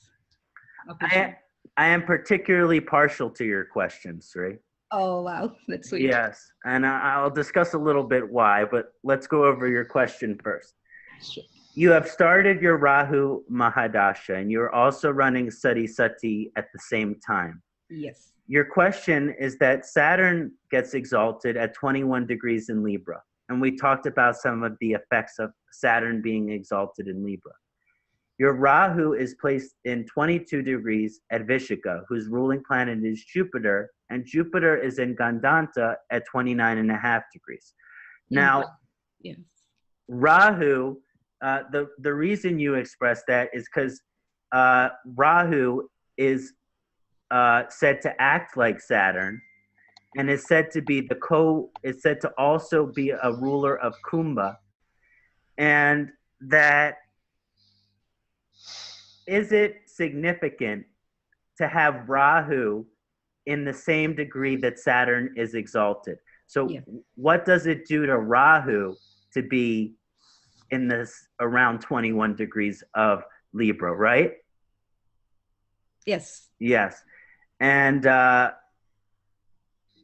love this question. So this is your chart. We have a Kumbha Lagna with a Surya, and we also have a Saturn Cancer and a Rahu Libra. Yes. Retrograde Saturn, I believe. Yes. And again, I am partial to this question, but I also like this question to bring Rahu and its relationship to Saturn. And then why are they related, and what that might represent, even though I'm going to do a whole presentation on Rahu, which I am very excited about. I'm looking forward to it. Yes. So as I mentioned, I want to share that I am partial to this because it is similar to some energies I have in my own chart. I am a Kumbha Lagna with Rahu, and my Rahu is in 15 degrees in Satabisha Nakshatra, which is a Rahu-ruled nakshatra. Yes. So I am Kumbha, but double Rahu. And so this energy, I've done a lot of looking into it. And I found it interesting as well that your sun is also in Satabisha Nakshatra. And So, my ascendant is also in Shatabisha. which is ruled by Rahu. So Yes. even though Kumbha Lagna having a lot of Rahu influence through Satabisha by the ascendant and the sun in Satabisha. So for a Kumbha Lagna, Rahu can act functionally benefic. And so what that means is even though for all other Lagna that Rahu likes to act malefic, specifically for Kumbha Lagna, sometimes it will act benefic, which is why it's functionally benefic, which means it has an auspicious result. So it sometimes can be very challenging, but that Rahu can act functionally benefic in the sign of Aquarius. And so it will relate to the Aquarius Lagna in a more benefic way than it would any other Lagna. So Rahu karma, as it relates to Kumbha, can be more comfortable or auspicious, and at the very least, it'll at least be more bearable. Bearable, and that means that at least you can be able to make it through. So even if it's not positive, it will be at least bearable. And so that is why there's a functional benefic relationship between Kumbha and Rahu. Now, some astrologers don't want to say that Rahu co-own Aquarius, but I like to think that it does. And so I like that you mentioned that is co-owner. And this can influence the Rahu's karma to be emphasized or given power in this lifetime. Since Rahu is, so as a Kumbha Lagna, it gives Rahu power. And this, which means emphasis in your chart. And this is even further emphasized by the fact that your ascendant and sun nakshatra is Satabisha. But this doesn't always act, even though it will be functionally benefic, that it will still can have a lot of malefic influence, but it's just going to be more beneficial than most. So, okay, so as I mentioned, it is said that Saturn and Rahu act similarly sometimes. And as you put it, they are the co-owner of Lagna, and that they both share this connection to Kumbha. But I want you to know that they both act extremely different in the sign of Libra. Saturn is exalted in Libra, but do I not believe Rahu to be exalted in Libra? Even though both Saturn and Rahu are friends with Venus. So Rahu only has two friends, Venus and Saturn. Rahu is a lot closer with Saturn than it is with Venus, but Saturn is closer with Venus than it is with Rahu. Oh, so Saturn is better friends with Venus than Rahu is. okay. So, but Saturn is still friends with Venus. So I'm just kind of emphasizing a hierarchy of relationship in which Rahu's closest friend is Saturn, but Saturn is closer with Venus. So it's kind of, it's interesting. The analogy, there are many analogies that come to my mind, but it's like there is, Saturn is like a grandfather, and Venus is the granddaughter. And Rahu is the rebellious grandson. And the grandfather loves both grandchildren, but he's a little more favorable to the granddaughter. Got it. So Libra in its friendship does present a mixed effects in terms of the karma, but because of its friendship in Venus and you're a Kumbha Lagna, I feel it overall auspicious or favorable energy. Now, Libra is always seeking to bring us into balance and harmony and at peace with all things. And when Saturn is in Libra, it helps us do that through patience, discipline, and focus. We become in balance and harmony through our lives. So through a lot of challenges, we overcome these adversities, and it puts us into balance and harmony. When Rahu is in Libra, it brings the individual into balance and harmony through the infinite experiences of life. Oh, yeah. And Yes. that includes all of the aspects of life that need to be experienced that are being influenced by a Rahu energy. So when Rahu is in Libra, it does bring you into balance and harmony, but you have to experience everything that is possible to experience in order to get there. And this includes some experiences that are positive, and this includes some of these experiences which are challenging, are not who you are, or are negative. But when you go through those experiences, which are challenging, which are difficult or negative, you realize that is not who you are. And in the process, you remove those things out of your life and you become more into balance and harmony. Very But true. there's a little more of an energy when Rahu is in Libra of having to go through many, many, many, or an infinite amount of experiences, both good and bad, in order to get to that place of balance and harmony. Okay. Mhm. Does that resonate with you? Yeah, and just one more question, that Rahu matures at the age 42, they say. So will it reduce the maleficency? Yes. And also your Rahu is it will reduce the maleficacy. And also you had your Rahu return many years ago. Mm-hmm. And so as Rahu gets further and further away from Libra, Mm-hmm. this will become less and less malefic.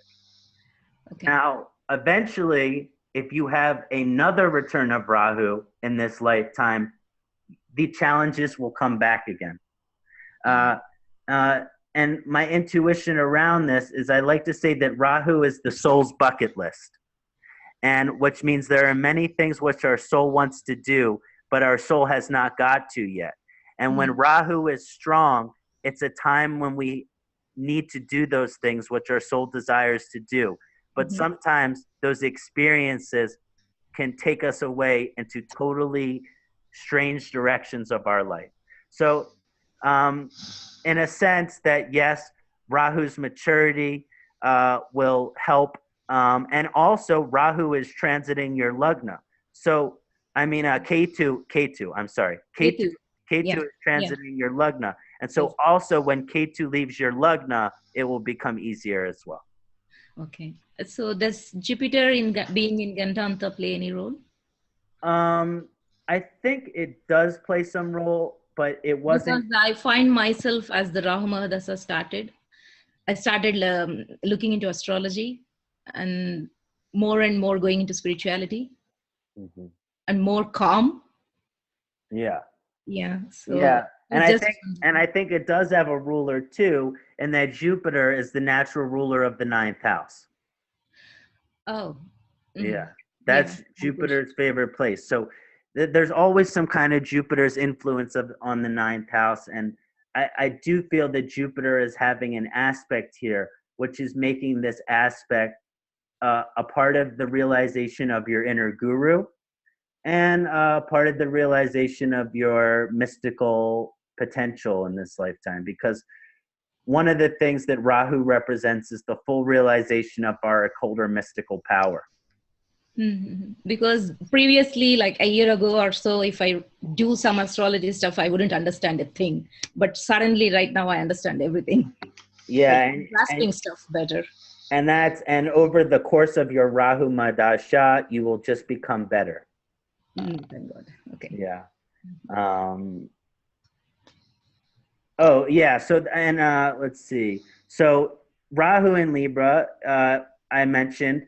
One should truly experience everything that is offered in life, everything that is possible.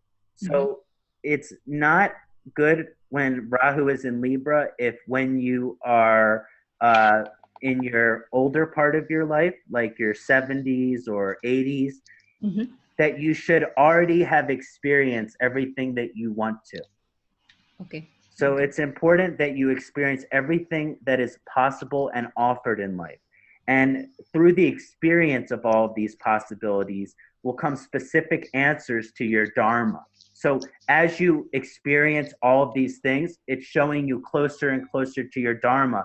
And part of that is because Rahu is in the ninth house.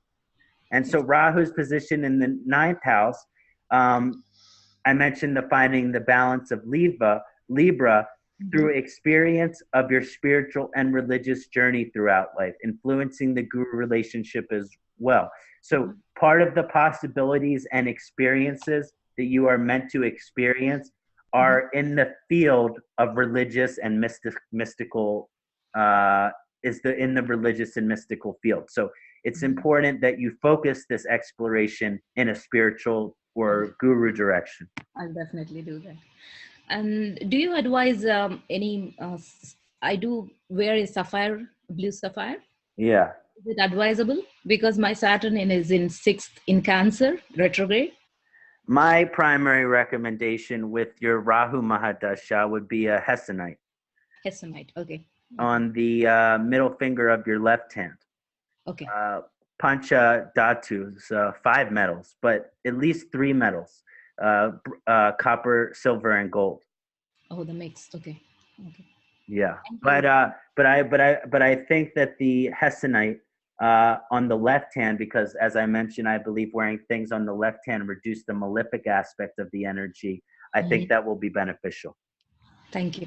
Thank you very much for your time. Thank you, Sri. It's a pleasure to meet you. Thank you. Great.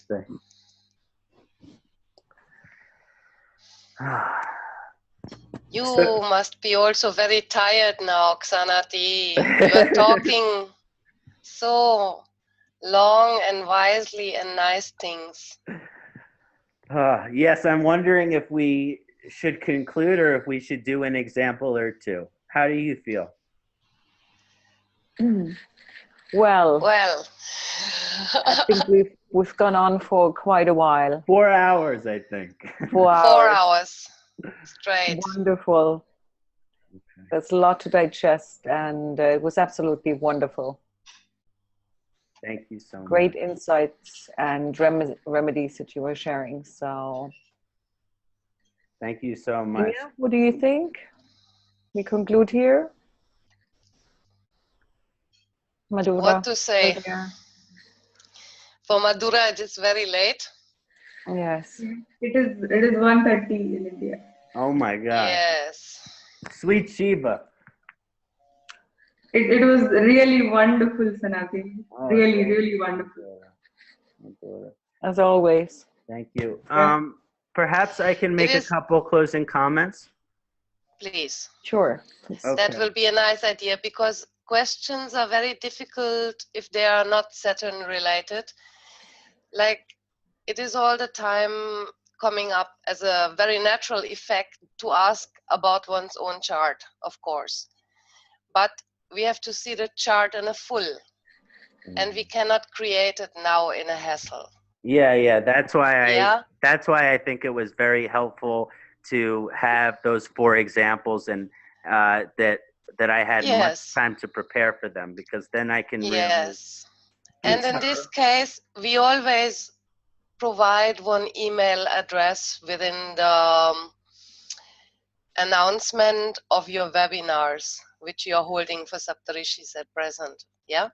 We always announce one email address along with it, in which everyone can ask perfect question for the related topic.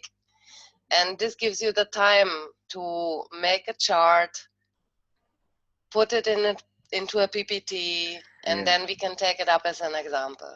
Yeah. So for further webinars, please write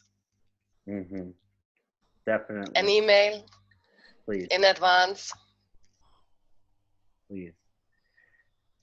Okay, great. Yes, I feel like it will be nice to do some closing comments. And it's just, this ocean of Jyotish is infinite and it's vast. And we talk for Saturn for 4 hours, and we really only dip our toes in the first inches of the water. But it's been such an honor, and I think there's such a profound spiritual energy when we are all together with the intention of how to improve our karma with Saturn. When we all share this love of Shani, this intention to improve our relationship, then Shani smiles for all of us. And so a couple finishing comments, just to kind of summarize some of the points that we discussed. Saturn is necessary for any spiritual growth or change to manifest. So if it's a spiritual path that you're on, if you want to face your karma, if you want to grow throughout your life, then Shani Deva is your ally. The most profound way to grow is with these virtues: great patience, humility, and acceptance. And to embody and possess these virtues, no matter how great the challenge, how great the delay, no matter how great the test or the adversity, when we can remain these higher qualities, no matter how great is the challenge, this is such a profound growth in our relationship with Saturn. Saturn is a great guru. And for me, I consider Saturn and Jupiter equal in terms of their guru potential, because Saturn helps us do the work necessary to achieve our greatest success, as well as become the most virtuous soul in the process. And so Saturn does not grant any success, grant any achievement, grant any prosperity or success unless the soul is deserving and virtuous enough to receive the reward. So Saturn does not allow for any success until we are fully ready to receive it in our body, mind, spirit, and soul. Therefore, for Saturn karma, in order to achieve success, prosperity, and happiness, we must strive for and embody the qualities of Saturn: patience, humility, acceptance, honesty, and ultimately surrender. And I mentioned this a few times, but to me is the essence, is that Saturn teaches us to surrender our individual will, which is connected to our desires, which connects it to our understanding of time. We want to become a doctor on this day. We want to become married on this day. We want to have children on this day. Well, that is our will. That is our ego. That is our desire. And when we can surrender that individual will, surrender our need to desire and control, then the Creator's will or God's will or the universe's will can manifest through us. So Saturn controls, but when we let go of our control, then the will of the universe, the will of God, it works through us. So to fight Saturn is to fight the will of God. There's no good that will come of this. When this surrender takes place, Saturn allows the Creator's will to manifest through us. We become a channel for the universe's purpose for us. And we become connected to our true purpose and our highest self. And I think this might be the greatest way to improve our karma with Saturn. Thank you, everyone. Namaste. Absolutely wonderful. Thank you so much, Kṣaṇāti. Thank you very much, Kṣaṇāti, for all your teachings and for your great patience. You were talking for such a long time. People are also very grateful. You have seen all the comments, I hope. Looking now. Wonderful. Lots of beautiful comments. Yes. We are happy if you are happy. I'm so happy. In the name of Saptarishis Astrology and Sunil ji, we thank all of you for your patience and participation. And we hope to see you in our next webinar or somewhere else soon. Thank you, Inge. Thank you, Bettina. Thank you, Madhura. Thank you, Shri Sunilji and Saptarishis Astrology team and the community here for joining the webinar and participating. I am so honored and so touched at the deepest of my heart and in such gratitude for all of the love and support we all share for astrology, Jyotish and the beautiful Vedic tradition. And so thank you, everybody. Namah Shivaya. Wonderful. Namah Shivaya. So with this we end, and we wish all of you a great time, evening, morning, afternoon, whatever you are having, and sleep well, Madhura. Thank you indeed. Thank you, everybody. Jai Shani Deva. Om Namah Shivaya.